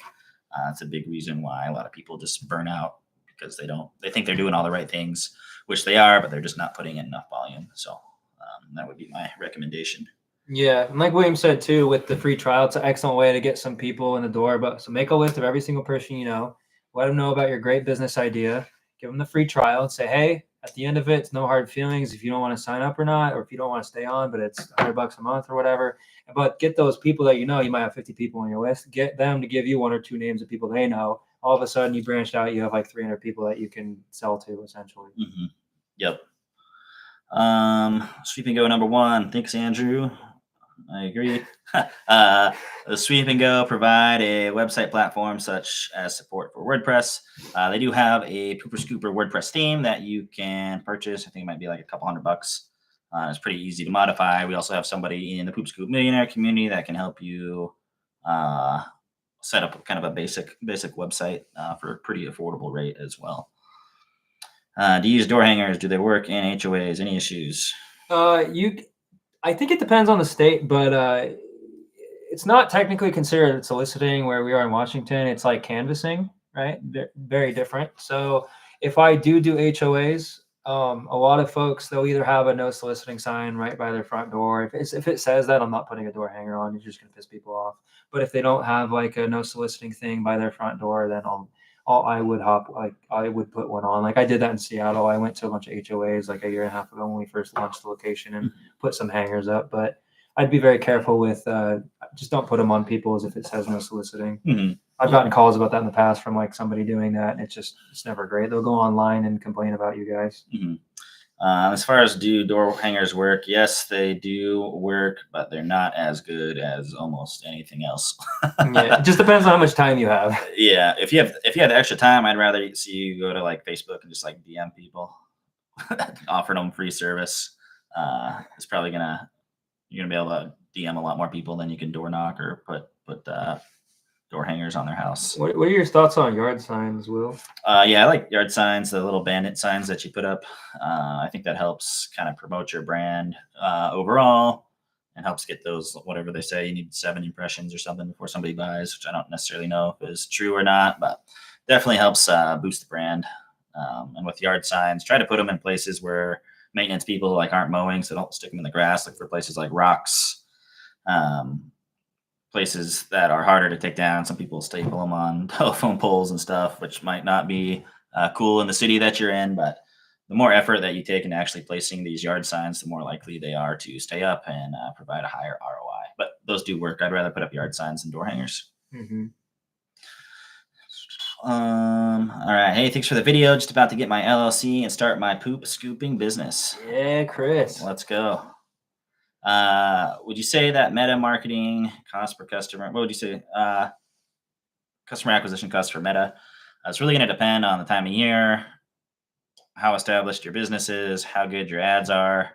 I'd say probably anywhere between $50 and $300. I don't know. That's a pretty big range, but there's also a pretty big skill range for people. So far, 6 leads from Facebook ads. None of them sign up on the $20 scoop. Should I offer them a free scoop first to get them signed on? One of them have 9 dogs. I'm worried about a massive free scoop. I like to do anything that reduces friction for people that sign up for services. So a lot of times that first initial cleanup, it could be $100, $150. That's a lot of friction. So we try to eliminate that when we can. So I think that's a good strategy to get people in the door. But you don't have to offer it for everybody unless you're advertising it for everybody. Like the 9 dogs, that would be a pretty big cleanup. I would say during spring, like the for Q1 of the busy season of the year, though, I'm not a huge fan of free initial cleanups, especially where it snows at. If you're somewhere like Arizona, Texas, wherever it doesn't snow, then you can get away with that. But you're going to be extremely strapped on cash, and that's a way for us to kind of fund our spring rush. Is these initial cleanup, like $130 cleanups. It really helps us actually be able to spend more money during the busy season. So off season, I love the free cleanup idea. Yep. What insurance company do you use? So we have a broker. He's actually in the Poop Scoop Millionaire as a vendor that anybody can talk to. Can write policies all around the country, and he basically will shop all the different insurance policies every single year, get us the best deal with the best coverage. As you get bigger, insurance becomes more and more important because you have more stuff to lose. So definitely recommend having somebody that actually knows what they are talking about. So we got Zach in the group, somebody that you can talk to if you. He's also our agent, like for Swoop Scoop personally. Does a great job. I recommend getting in touch with him. Yep. Can you put me in touch with the Google manager you just spoke of? So all the vendors, all the people that we use or recommend are in the Poop Scoop Millionaire. So if you're in there, you can just shoot him a DM. His name is Sam. What kind of attorney should I talk to start a business or a business attorney? Yes, a business attorney. If you want to hire an attorney to start a business, you can also talk to like a CPA or something if you want to get your stuff set up, or you can just try to do it online. If you call your state, it's not overly complicated. There's also some like third-party websites like Northwest Registered Agent that can help set up your business LLC and get your EIN and all that kind of stuff. But if you need like a buy-sell agreement, things like that, then yeah, probably going to want to talk to a business attorney. All right. I like the gladiator school peekaboo fighting. All right. Could we swap services? I'll teach you guys how to fight peekaboo style. And you guys show me the way of the Poop Scoop promised land. Maybe, yeah. Peekaboo, is that like Mike Tyson where you're dipping and throwing hooks and stuff? That's legit. I'm up for it. All right, I lost my spot. I think you go up a little more.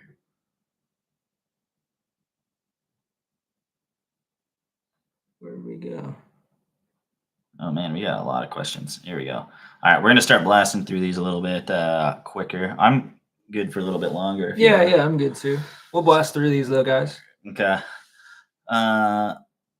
Make sure you click on all the thumbs up to help them out today. Give the 2 love for the time they're spending with us. Yes, thank you, Todd. Appreciate the thumbs up. Share it. This will be available afterwards too for people to go back and watch. So you know. What stage would you recommend signing up for CRM? I recommend signing up immediately, unless you're only trying to have like 5 or 10 customers. It's going to just save a ton of time. And it's also going to provide you some structure for your business. We kind of reverse engineered how to set up our business based on how Season Go was set up. So just something to keep in mind. I was going off. We had Sweep and Go, but I was going off. My routing was done through the Google Calendar. Like I had these houses on Friday. It gets very tricky after like 15, 20 clients. So you should just get it right away to make sure everything's systemized just right off the bat. Mm-hmm. Have you found any green bags to use instead of plastics? I think that would really differentiate me from the competition. We have something we might roll out about this, but Levi doesn't want me to talk about it yet. Whatever.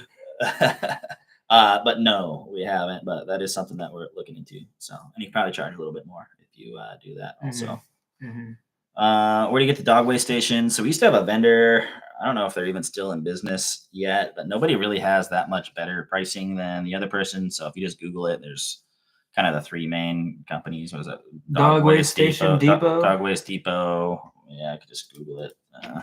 The stations that we use like 90% of the time, they're like, I think they're like $250 or $260. And then of course we shift the cost onto the property. Like they buy the stations because it's theirs. Yeah. Pet Waste Eliminator, Zero Waste USA. Yeah. Just see who's got the best deal. I'm trying to find and negotiate like a better rate to buy pet waste stations with somebody, but I haven't had a ton of luck yet. So if anybody knows anybody, send them my way. I'll put it in the chat and they'll have 400 companies buying stations from them. Yeah. We can even set them up as a vendor. Mm-hmm. So yeah, let us know about that. And for us, we basically just sell our stations like at cost because we make all the money on the maintenance. So Swoop Scoop found efficient mode to contact pet-friendly Airbnbs and find an approach this industry. We've had some reach out, but we haven't really focused on that. Yeah, not focused too much, but there's definitely people I remember just taking these calls or hearing about it from my office manager, Andrew. Like, there's definitely properties we clean for. Like, they like, I got 5 properties. Like, we just clean it all the time. Yeah, not a bad idea. Yep. Are there low cost or free alternatives to Ahrefs? And the platform currently costs $129 a month. Oh yeah, we are grandfathered in cheaper than that. I would use Google Ads. Just go on that. They got the keyword planner. You can punch in your location, punch in your keywords, and kind of get a rough idea. It might not necessarily be as accurate. It might not have the other features, but I actually even still use Google Ads, even though I got Ahrefs. So totally free.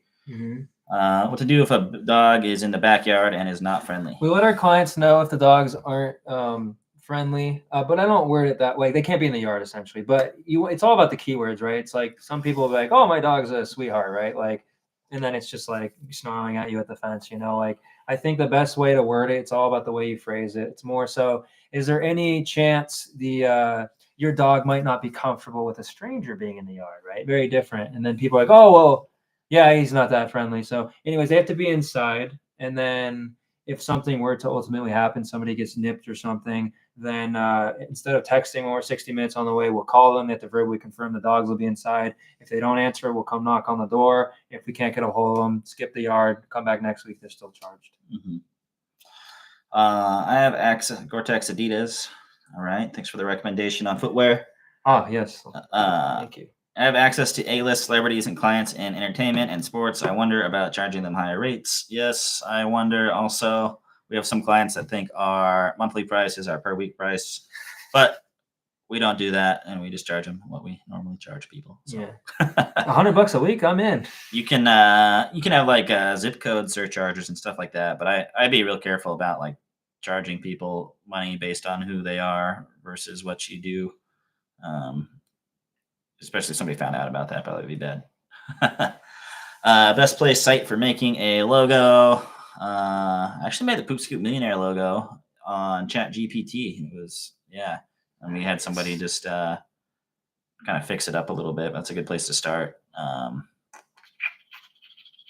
But yeah, I don't know if I have a great recommendation for low cost logos. Just Google like logo generator. But if you want something truly unique, you should definitely hire a actual designer, and the cost for that ranges pretty greatly as well. You can get somebody to make you a logo for $50, or you can get somebody to make you one for $15,000. So pretty big range. Regarding spraying a yard with disinfectant or deodorizing, do you prefer a pump sprayer or garden hose attachment? We actually don't offer this. All we do is scoop poop. I think that's a big reason why we were able to grow so fast, because we're not juggling a bunch of different services. But we might add this on next year. Now that we got the client base, it'll be easy sell. Yeah, Maria, I'm not sure if you're in the PSM group or not, but there was a live call. I think it was like Greg who did like over an hour and talked about all the disinfecting, wishy-wash, and all of that as well. So if you are in the group, you can definitely watch that training, and he talks about the do's and don'ts and everything of that.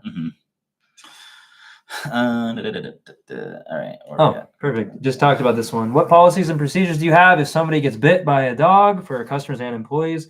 Customer side, like I just said, if something happens, instead of the dogs being out, we're not going to text you when we're on the way. We're going to call you. You have to say the dogs will be inside. If you don't answer, we'll show up to the door, knock on the door. If you don't answer, then we'll skip the yard, come back next week. You're still charged for it. Employee side, if skin was broken whatsoever, I send them to the doctor. I want them to get checked out, and then I get them released, like a doctor's note to come back to work. And then they'll come back to the office and then file like an incident report, exactly what happened, and then I file it away. That's like one of the very few paper things I have that I file away. And then obviously we check in on them and make sure that they're doing okay, and ask them if there's any other maybe sketchy stuff on their route that they want to talk about, and then just trying to fix it as we go. But we haven't had anything serious happen, so we're, so far so good. What if there's heavy snow? How do you handle rescheduling due to inclement weather? So we don't actually, so like, let's say Wednesday, let's just say next Wednesday, it snowed 6 inches, right? I'm not even going to come back Thursday or later that week. We're just skipping the whole thing. Hey, we'll be back next Wednesday for double duty. They're still charged for it. Most people get it. They don't care. If somebody wants to fight on it, we just let them know, hey, we're not getting any sort of freebie, right? There's going to be twice as much waste underneath there. It's all going to get cleaned up the first chance we can, we promise. That's just kind of how we do it. I wouldn't be afraid of, don't give them a credit, because you're going to have to pay for it later, right? So just try to keep it clean cut and don't charge charge them even if you don't come out. Yep. Can you hand me one of those PSM things? All right. I just want to shout out to Douglas Ford, who has been in our community for quite a while and been very active. He hit level 7, so he officially has become a Poop Scoop gangster. Woo-hoo! So shout out to Douglas Ford. Appreciate you. All right. Where are we at? Heavy snow. Where do y'all order customizable hats with no minimum order? I don't know if there is no minimum order. We recently got stuff from a local print shop called Raymax. We got jerseys, we got vests, we got hats, all color matched to the exact color of our truck wraps. But yeah, they're called Raymax. Otherwise, if you're just trying to get a couple things with a low minimum, I'd check out a place like Rush Order Tees. You won't be able to color match stuff exactly, but that's how we got started buying stuff there. Starting with Facebook business page, and when I figure out how to do a landing page, I'll do it. Question is, can I install a CRM to my Facebook page and also to my landing page? I don't think that you can hook, well, you can't directly hook like your CRM to a Facebook page. You can set it up so leads that come through Facebook ads integrate into your CRM. You can use something called Zapier. There's a couple other softwares that can help connect it. Page and also to my landing page. Yeah, basically on social media, I'll put like our website link or landing page link for people that go from social media to the landing page. So, all right, I live in an area with larger yards. How do you price this? If my general price is sweep and go set based on the average yard side. So when somebody signs up, if they sign up on the website or on the phone or something, what I like to do is on Google Maps, if you right click, you pull up their house, right click, and then you can actually measure distance. You can measure the square footage. It'll pop it out for you on the yard. And then that's how you'll know if you have a huge yard or not. But if you're just not sure, like I said kind of earlier, I think an eighth of an acre, right? It's the basic price. Another eighth, which would be like a quarter of an acre, up at like $30 a month, and then just keep going for every eighth of an acre. Essentially, like if you're doing an acre, it's like another $120 a month on top of that. So they're almost paying like $200 a month, basically. Mm-hmm. All right. What up, Mark? You're late. That's okay. You can watch it later. Gore-Tex, Adidas, too much waffle. Okay, not too bad, says Michael. Okay. I never understood why people pay a franchise when it's so easy to start a business yourself. I'm inclined to agree mostly, but some people don't know how to start a business themselves. So a big part of why we're doing what we're doing is so you don't have to spend 40 to 100 grand to buy into a franchise. You can learn a lot cheaper. I think some people have maybe a misconception too, real quick, that all the work's going to be done for them, right? Like, oh, I'm just buying into this now, and the universe is going to work itself out, right? But you still have to hit the ground running as if it's your own business, no franchise, right? Mm-hmm. You got to hit the pavement. I mean, it is just what it is. I mean, I agree with you, Rob. Mm-hmm. I'm in Australia, so Sweep and Go does not work here. I'm trying to find a different CRM that does something similar, but poop scooping here in Australia isn't really a thing. So I'm one of the few. Yes, that does suck a lot. I'd probably try to find just like a lawn care CRM, something that has good routing built in your area. If you probably do a Google search, you get a couple different options. But if you do find something that works, please share it with us because we have a lot more members in Australia, New Zealand, Canada, UK that need an alternative. Probably the most popular alternative is Jobber, but if you don't have that available either, let us know what you find. Yeah. Where can you start research if this business will be good in my specific area? Really, the best way to tell is to spend a little bit of money on ads and just kind of see what the demand is, see if people are starting signing up. So you can test it out for a couple $100 and get some kind of idea if people are going to react to it or not. So that'd be my recommendation.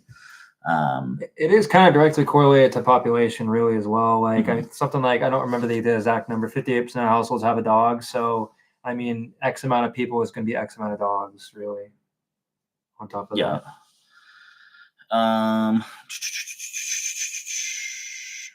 Yes. So as I said, the smallest area we are in has like 10,000 people. So even if you're in a small area, you can still get 50 customers or something.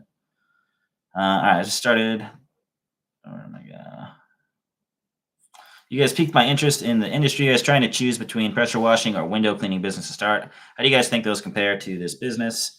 I think the biggest difference is going to be the recurring revenue. Like we know how many clients we have at the end of every month. We know about how much money we're going to make. We're not as good as our last sale.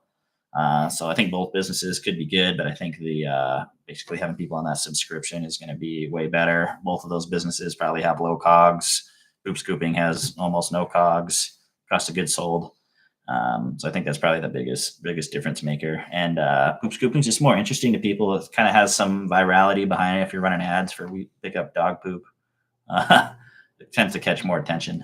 I think, and William, about the recurring revenue too, you'll probably get some of that off the window cleaning businesses, especially if you're doing like either commercial or residential. But really, I mean, this service I think is probably much stickier, right? I've even gone out to yards and people are like, hey, I would literally cancel my morning coffee before I cancel you guys. Mhm. So Some people pay us before they pay their rent. I don't know why they use us, but they do. Yes.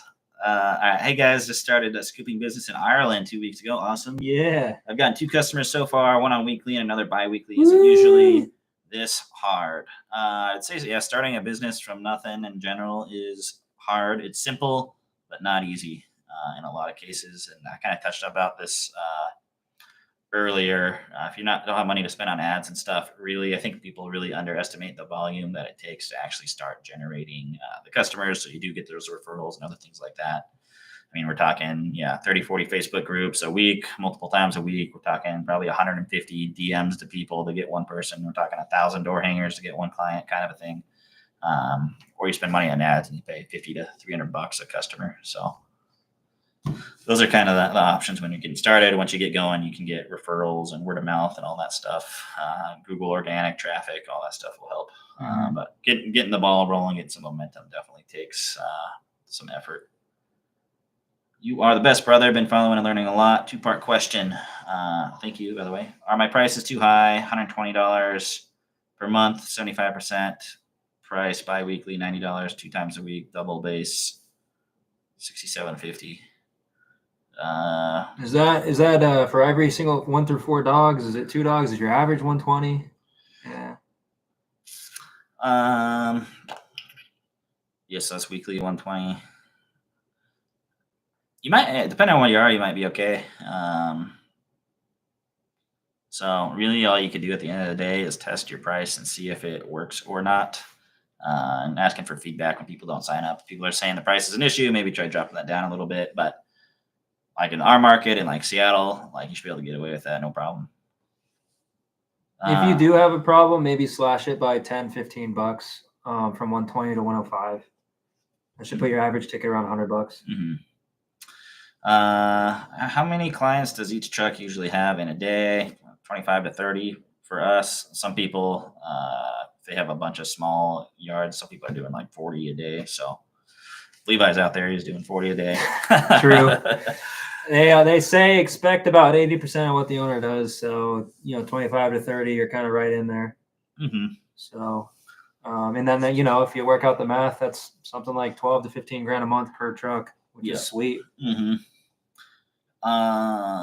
Okay. When does the price increase to $99? You're referring to Poop Scoop Millionaire community. If I'm currently paying $69 per month, will I be locked in at that rate, or do I need to commit to the annual plan? So the rate is going up on Saturday, so you'll need to sign up by Saturday at midnight. So you'll need to sign up by Saturday, and then you'll be locked in at that rate for life. Whether you go the annual plan or the monthly plan, both rates will probably be going up. For sure, the monthly is going up to $99. We haven't fully decided on the annual yet, but sign up before then, lock that in. That'll be your price for life. Let's see. I'll post a link too for people if they want to get in. There you go.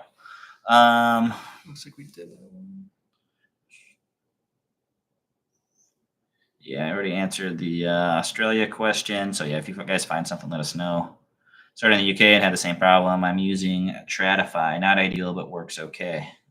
All right. Nice. Let's make a note of that.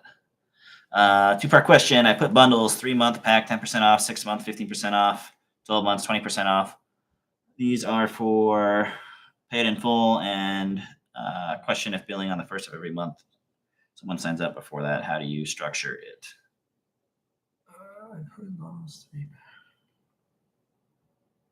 3-month pack, 10% off. So if they sign up for 3 months, they get 10% off. 6 months off, 15% off.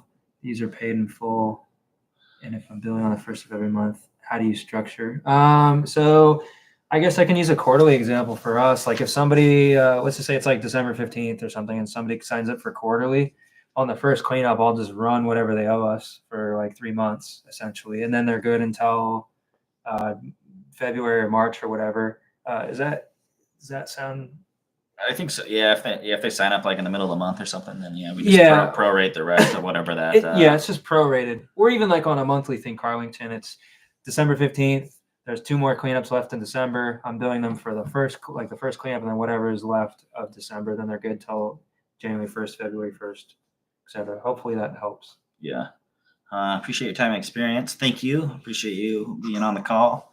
Also, Facebook forums in Ireland keep rejecting my ads. One thing that you might need to do is try to post on those forums on your personal account versus the business account. Some don't allow business posts. All of them have kind of different rules also. We have like a big spreadsheets of all the ones that we post in. So check that out. Maybe even like DM the admins, try to be friends with them. And that could go a long ways for them allowing you to post. So, but first thing I would try is posting on your personal page versus business page. These groups you want to search for is like buy, sell, trade, your city, shop and swap, or Craigslist of your city, stuff like that, essentially. And then I try to look for at least 10,000 members in a group. And then, we're part of like 60 of them. That's how we got our first like 15, 20 clients in like a month, to be honest. Yep. So thanks so much, Nathan. You're a legend for coming up with a CRM, Tratify. Awesome. Thanks, guys. Down to earth and out here sharing your knowledge. Very much appreciated. Thank you, Randy.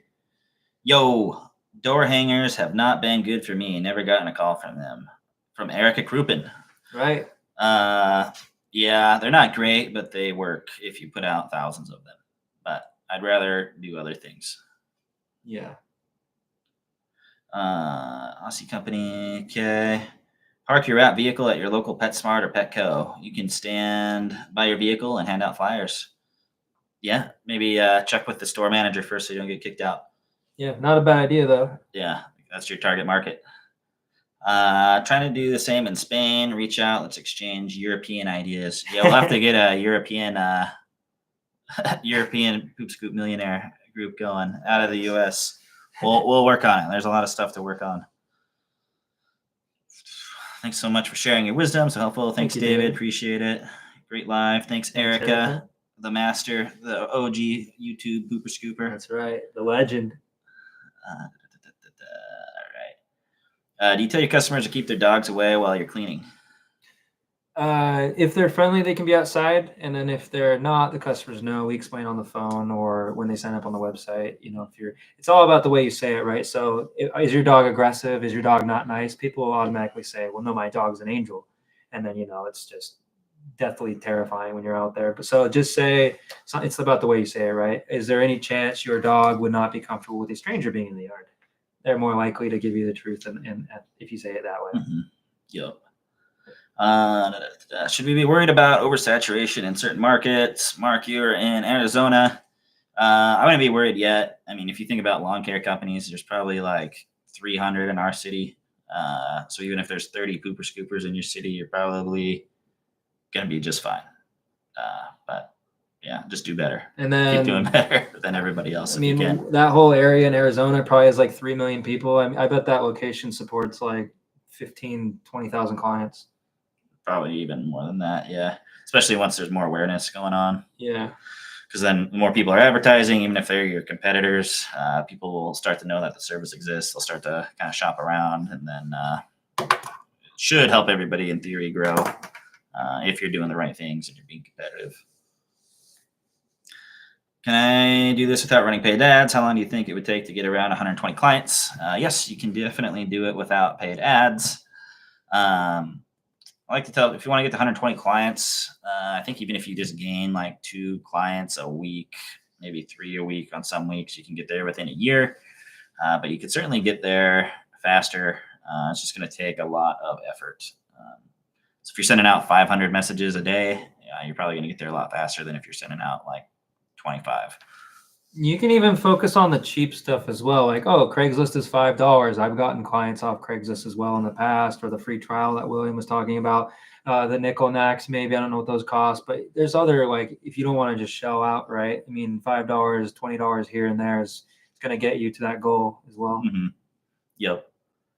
Do you and your team use any special grip tools like the rake or dustpan, like easy grip attachments and such? I got some bad wrist pain, not to mention neck pain from looking down so much. Somebody in the group shared a wonderful tool that attaches to it, what you're talking about, Nick. I'm actually buying one to test it out. Notoriously, we just haven't had anything, but somebody did mention that to me as a wonderful suggestion. So I'm going to try it out. And but like you said, this job is tough on the wrist. There's no doubt about it. So having something in place might be helpful to offload that. It's basically like a mount, and then you put your arm in it, and then you just kind of scrape it like that. So I'll keep you posted if you're in the PSM group. I'll write your name down, Nick, and I'll let you know how it works out. I'll have my field supervisor test it out when we get it. Yeah. As far as neck and wrist pain, make sure you flip your handle on your bucket too to make it more ergonomic if you're not doing that already. Yeah, those yellow dustpans, he makes a great point. If you flip flop it around, you're using different muscles and it's a lot easier on the wrist. I don't know. Some people like it the way it is, but like 85% of my team probably like want it the handle flipped around. Yep. Guys, from your experience in the first month, how many customers you were found? How many? I'm just gonna assume you're asking how many customers we had in our first month. Before we started advertising, what did you get? Like 15? Yeah, 15, 20? Yeah, 15, 20 from Facebook groups. And then we started advertising, and then we went from 0 to 300 in like 3 months. Yeah, so. Basically, as soon as William got involved, it went stupid. It took about a month, and he's like, "Oh, this is interesting. Maybe there's something here," and then it went dumb. Yeah, I was skeptical at first. I made Levi like hit the pavement to see if it was actually a thing or not, and then as soon as it was, I started running some ads, and that was it. Price per visit or flat monthly rate. We charge our customers a flat monthly rate at the beginning of the month. That's how we bill them, but we quote people price per visit because it converts higher. It's all about the less friction that William was talking about earlier. So, it's per visit, right? But we don't hide it, right? We tell them, hey, this is how we bill. This is the per visit price. It just makes it more digestible for people. Jobber works in New Zealand. Awesome. Nice. Cool. So probably Australia. So it was I'm not familiar with the oceanic slang. Sorry. First of all, gracias. Thank you for giving us the opportunity to understand about the business. Yeah, thank you. Do you think it is smart to start soft advertising before your website is live? Depends what kind of advertising you're doing. I'm not going to be running Google ads before our website is live. I probably wouldn't spend a ton on Facebook ads either, unless you're keeping people like on platform, because a lot of people will Google your business after they see a Facebook ad. If you're doing reach outs and Facebook groups and some other stuff like that, you probably are okay. But I wouldn't dump a ton of money. All right. Does everyone at level 7 in Poop Scoop Millionaire get the medallion? Yes, everybody gets the medallion at level 7. So we'll have to find something for level 8 also. Scoop Gangster. Yep. You want the chain. The chain. Yeah. The other side's cooler. And it comes with like this little stand. This one's kind of dirty, but yeah, we got them here ready to send out. We only got like 3 or 4 people that have hit it so far. But yes. All right. How soon before open business do you think it's good to start creating business awareness? We like to pre-advertise 2 weeks before getting into a new market, so that's probably a good rule of thumb. Appreciate both y'all, and yes, 120 is for one dog. Last question: what do you have your pipeline stages in the CRM? I'm using Go High Level. What do you have your pipeline stages in the CRM? We don't. We might end up using Go High Level just to consolidate some stuff. But right now, everything's through Sweep and Go, MailChimp, Easy Text, as far as our pipeline goes, and then just all the ads, pushing people there, trying to push everything through the website. Like I said, we got the sales team and the SMS for marketing. So thanks for sharing this great amount of knowledge. Much appreciated. Thank you. Are you familiar with Mike Andy's pay for pay? Is that a pay structure you could put behind? Yes, I am. I've heard of Mike Andy's and his pay for pay, P for P, pay for performance. That's something we're going to be looking into after the spring rush, because I don't want to make too many changes before we get through the busy season. Well, I'm about to subscribe to Go High Level as well. I'm reading this is a great software for marketing.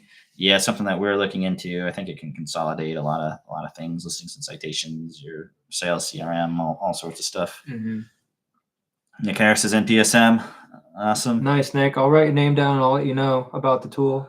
Oh man, we're almost caught up on all the questions. Are we gonna make it?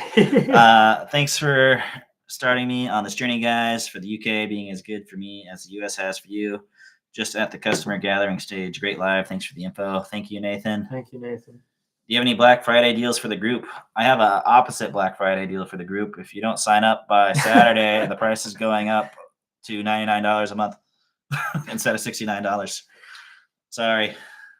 But we don't lower the price, so we want to reward people that got in early. So the price started at $49 a month. People joined then. Now it's up to $69. Now it's up to $99.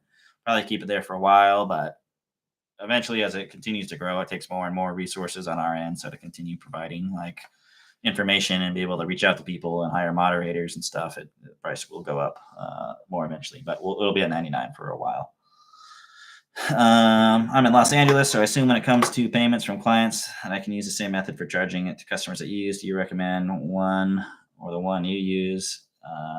Open a bank account. Payment clients. So for Sweep and Go, yeah, you connect your bank account, your business bank account, and then customers either put their debit or their credit card on file, and then you just run it, and then it goes into your bank account. Yep. Okay. Are we gonna catch up? Okay.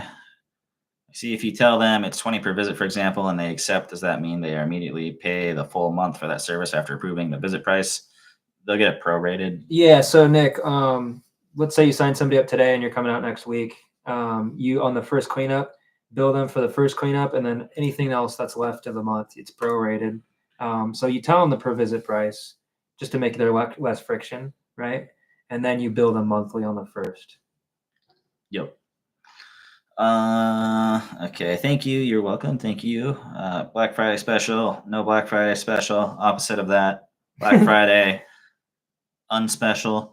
Hope you all had a nice Thanksgiving. You too. Thank you. Maria. You guys are poop-tastic. Thank you. Thank you, Victor. If you choose Go High Level, I have workflows built out for another business. Okay, awesome. Yeah, we're checking that out. You offer first free visit, but am I right in thinking you don't put people on the payment schedule till after you deliver that? Don't open yourself up to being taken advantage of. We charge people the day of, right? Yeah. So normally I'll bill the initial cleanup, after the cleanup's done or whatever, and I charge them all that for the month. But during the busy season, we'll get hundreds of customers every month onboarding, and so I don't like to risk it. So on the morning of, I'll just run everybody's cards, and then anything that decline, because we'll do like 30 initials a day or new cleanups, right? And they're all 2 hours each. So I just run the cards during the busy season on the morning of. But I mean, if you want to do that all year round, that's totally fine too. I'm probably going to switch to that anyways, to be honest. Mm-hmm. But yeah, so if you do a one-time cleanup and then you try to run their card and then it declines, you might get ripped off. So it's better just to run it before you actually go out the day of. Mm-hmm. Yep. Let's see here. I'm gonna try something real quick. No, I'm not. All right, we got a couple questions on PSM. We're probably gonna wind down in the next 10 minutes or so. So if you have any last minute questions, get them in. We'll try to rapid fire. Douglas Ford, the newest Scoop gangster, asked, "What mentorship or programs have you guys used in your journey to getting to this point in your entrepreneurial growth?" Literally the only thing, I've never had a coach or anything or a mentorship, or never really bought a program. The only thing that I've done is I went down and met with Alex Hormozy for a couple days. That was actually a pretty big game changer. I think we wrote down close to like 50 action items that we were going to do. We're still going through the middle of that list, but some of them have been pretty impactful already. One thing was quarterly billing was pretty big for us. Mm-hmm. What processes or work, marketing or other, do you outsource, and why? I'm asking beyond delegating to employees you've hired, unless you keep it all in-house and hire for things that are not your strengths. The only things we outsource right now, some like development stuff we outsource, some like graphic design stuff, and like bookkeeping. Otherwise, pretty much everything else is in-house, and eventually everything will be in-house as we continue to grow. We'll be building out the finance department, HR department, all that kind of stuff. Larry, glad you guys did YouTube live. Shows you actually give a dog poop. So I just signed up. Thanks, Larry. Welcome to the community. Thanks, Larry. Emily says, I've been in this community for less than 2 hours and I'm already receiving tons of value. Thank you, Emily. Thank you, Emily. You guys have a good weekend. Brand new scooper, what's the first 3 things you would do from your perspective now? Get a CRM, number 1. Pick a really, really good name, even if it takes you like 2 weeks to find a good name, because on the long term, that's going to make a pretty big difference, actually, honestly, overall for the brand. So finding an exact match domain, something that's not trademarked, something that's unique, memorable, makes a bigger difference than people think. And then number 3, if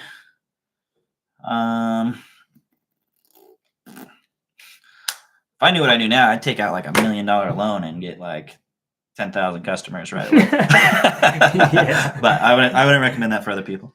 Mm-hmm. You got anything on that, Levi? I agree. I think it's hard for me not to think operationally, but I absolutely get a CRM, build some policies and procedures that you can follow that's going to make your life easier. Billing on the first of the month, not offering time frames like Mrs. Jones. I'll be there 8:30 every Thursday, right? Avoiding kind of the pitfalls in the challenges that you might run into of just kind of compromising your rules. And then also, just test different marketing channels like Facebook and make sure you have a solid call script, like know how you're going to answer a phone if somebody calls in or somebody messages you, have that kind of down pat so you don't waste your money. Mm-hmm. Yep. If I have a web designer and I sign up with Sweep and Go, it's easy for him to go in and integrate the client portal and service form onto my website. That is through WordPress. Yes, that is pretty streamlined and set up. So if you have issues, you can reach out to Sweep and Go or Obi. They'll help you out. Okay, so do you take payment details before you visit the property for the first free visit? Just trying to understand. Yes. Yeah, so it depends, like on the phone. If they sign up through the website, 85-90% of the time they put their card on file automatically. But if it's not on file, just give them a friendly call. Just be like, hey, just wanted to reach out to you and give you your service day. We'll be out there next Friday. I will kind of let them know how everything works. And it's like a 5-minute call. And then after that, I'll say, we do require a card to be on file before we can arrive to the house. I notice yours isn't on there. Do you have that available? Or if they don't answer the phone or whatever, or if they sign up on Facebook and then their card is not on file and we can't get a hold of them, we'll just kind of show up to the house and try to knock on the door and get a hold of them then and say, hey, just wanted to confirm today's cleanup. I can do it right now if you want. We do need a card on file, and then just try to get it there. So ideally, you can get it on the phone right when they sign up. But if it comes to it and you show up to the house, then you can get it on before you clean. Mm-hmm. Yep. Good question. Hello, join today. Awesome. Do I need an accounting program or is it in Sweep and Go? You can run all your billing and payments through Sweep and Go. They integrate with Stripe and Card Connect or Card Connect. But if you're looking for like true accounting software, you're probably looking at something like QuickBooks Online, something like that, to actually track like your P&L and your balance sheet and your cash flow statements, all that kind of stuff. So, all right, we did it. We actually caught up to all the questions. We did it, folks. It took 2 hours. My brain's melting. Last call on questions. I'll give you guys like a minute. Otherwise, we're gonna bounce.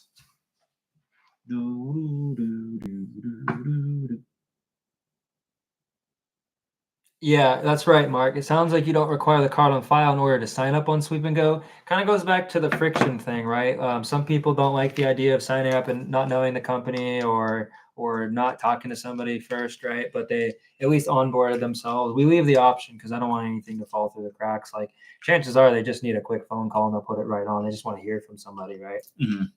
So I think it's probably a mistake if you don't have the option for them not to link the card up at first. Mm-hmm. If you could go back in time, would you change your business name? Yeah, probably. We probably would change our business name, but we're doing the best we can with what we got. So a lot of people knew that we had to rebrand. We had a hard time getting a trademark. A lot of people think they own the word scoop or poop or oop or boop. So just be careful with that. But we are using it. We got Swoop now is our mascot. So we got a bunch of different things. We got like a charity program. We got Swoop to the rescue.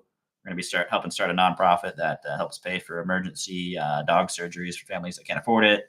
We got dog poop, call Swoop. Nobody scoops more poop than Swoop. So we got a lot of like brand assets that we're doing. We got Swoop University internally. So we're making the best of it. but yeah, I'd probably pick something else. I'd probably try to find like a 1-word name, which would be really difficult to do, but they exist.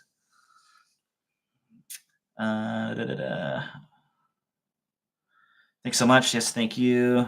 Do you have an example of a call script when a customer calls in? Yes, it's in the Poop Scoop Millionaire. Yeah, Raphael, if you're in the PSM group, I can shoot me a DM and then I'll send it to you. I just don't want to risk forgetting. If just shoot me a DM and I'll send it over. Yep.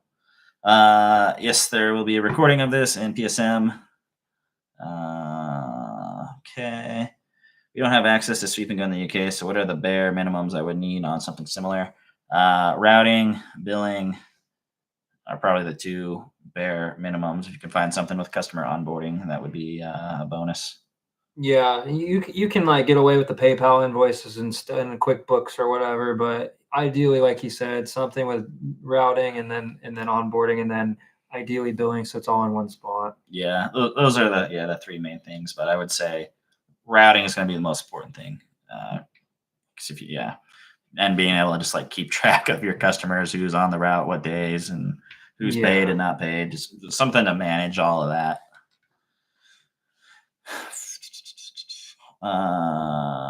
Right on. I think you guys are dope. Thank you. I'll pay the $69 for this month. Where do I go on the platform to pay for the year? Locking the price at $49.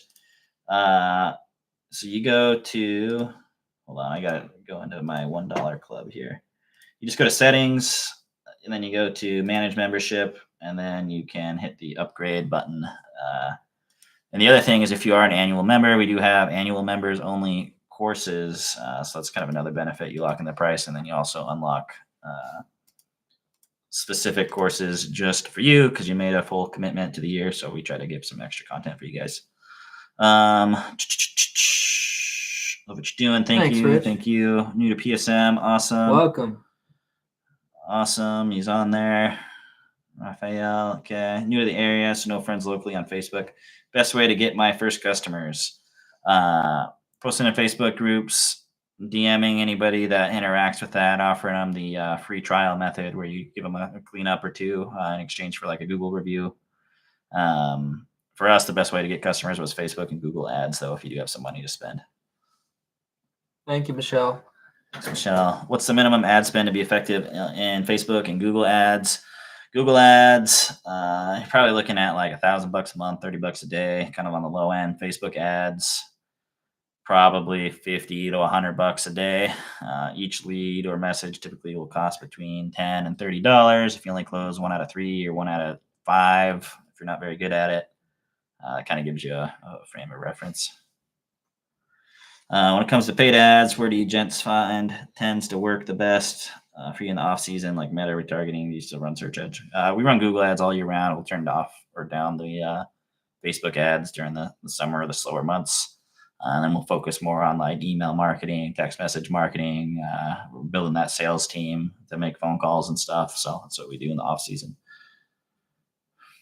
Yo, Goose. Goose Jesse, what's up, man? How you doing? I gotta hop on a call with you still one of these days. Sorry.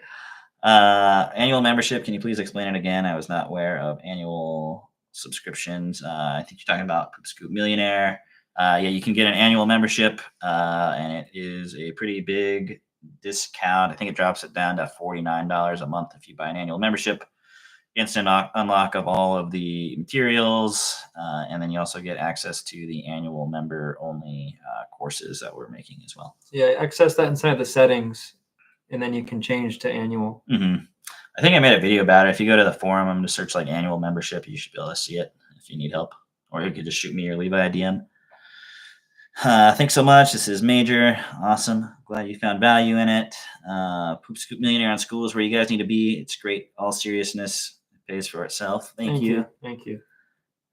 Bro, that beard is getting juicy. I gotta go to the barber. Already member PSM, upgrade annual in a couple of months. Would I get the current price or the new price? Yeah, so if you join at $69 a month, the annual price will still be the annual price. Even if you upgrade like 3 months down the road, you'll be locked into that set of prices. So you'll be locked in the monthly price and the annual price whenever you join. So earlier to join, the better pricing that you will have. All right. Oh, okay. You got 10 seconds to put in a question, and then we're going to cut it at once we answer what's left.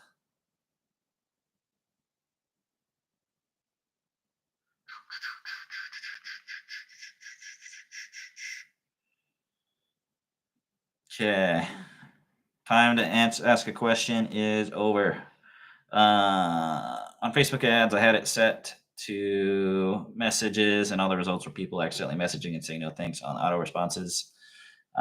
Yes, that can happen. Goose Jesse actually has a good post about this on how you can help eliminate some of those things, but I don't necessarily have time to go over all of it right now. Cost per customer when running ads, it's going to be anywhere from $50 to $300 depending on the time of year. Don't cut the beard, let it grow, the shaggy phase, and it will look great. All right, Levi, you got to grow it out. Facts. We'll do have cancer pray day and night for something I can be able to do. Out of the blue, Poop Scoop came on YouTube, so thank you guys. Looking forward to being part of your team. Appreciate that. Hope that everything goes well with you and you're able to recover. It's a scary thing. Signed up for Sweep and Go and was using a client onboarding tool but couldn't collect emails. How do I get around that? I think they have an app. If you just reach out to Ogie or shoot him a DM or email hello@Sweep and Go, they should be able to help you guys out. All right, that is all that we have time for. So thank you guys for tuning in. It was awesome. It was our first live. I think we had like 80, 90 people at one point. Yeah. So appreciate it. If you're in the PSM, there will be a recording. And I think I'll actually put this recording on YouTube also. So if you guys aren't a member, you could still go back and rewatch it later on. We do a Q&A in the group every single month. This is just kind of a special one where we open it up to everybody. So hope you guys found value out of that. Otherwise, hope you guys have a great day and happy scooping. Good to meet you all. Have a great day.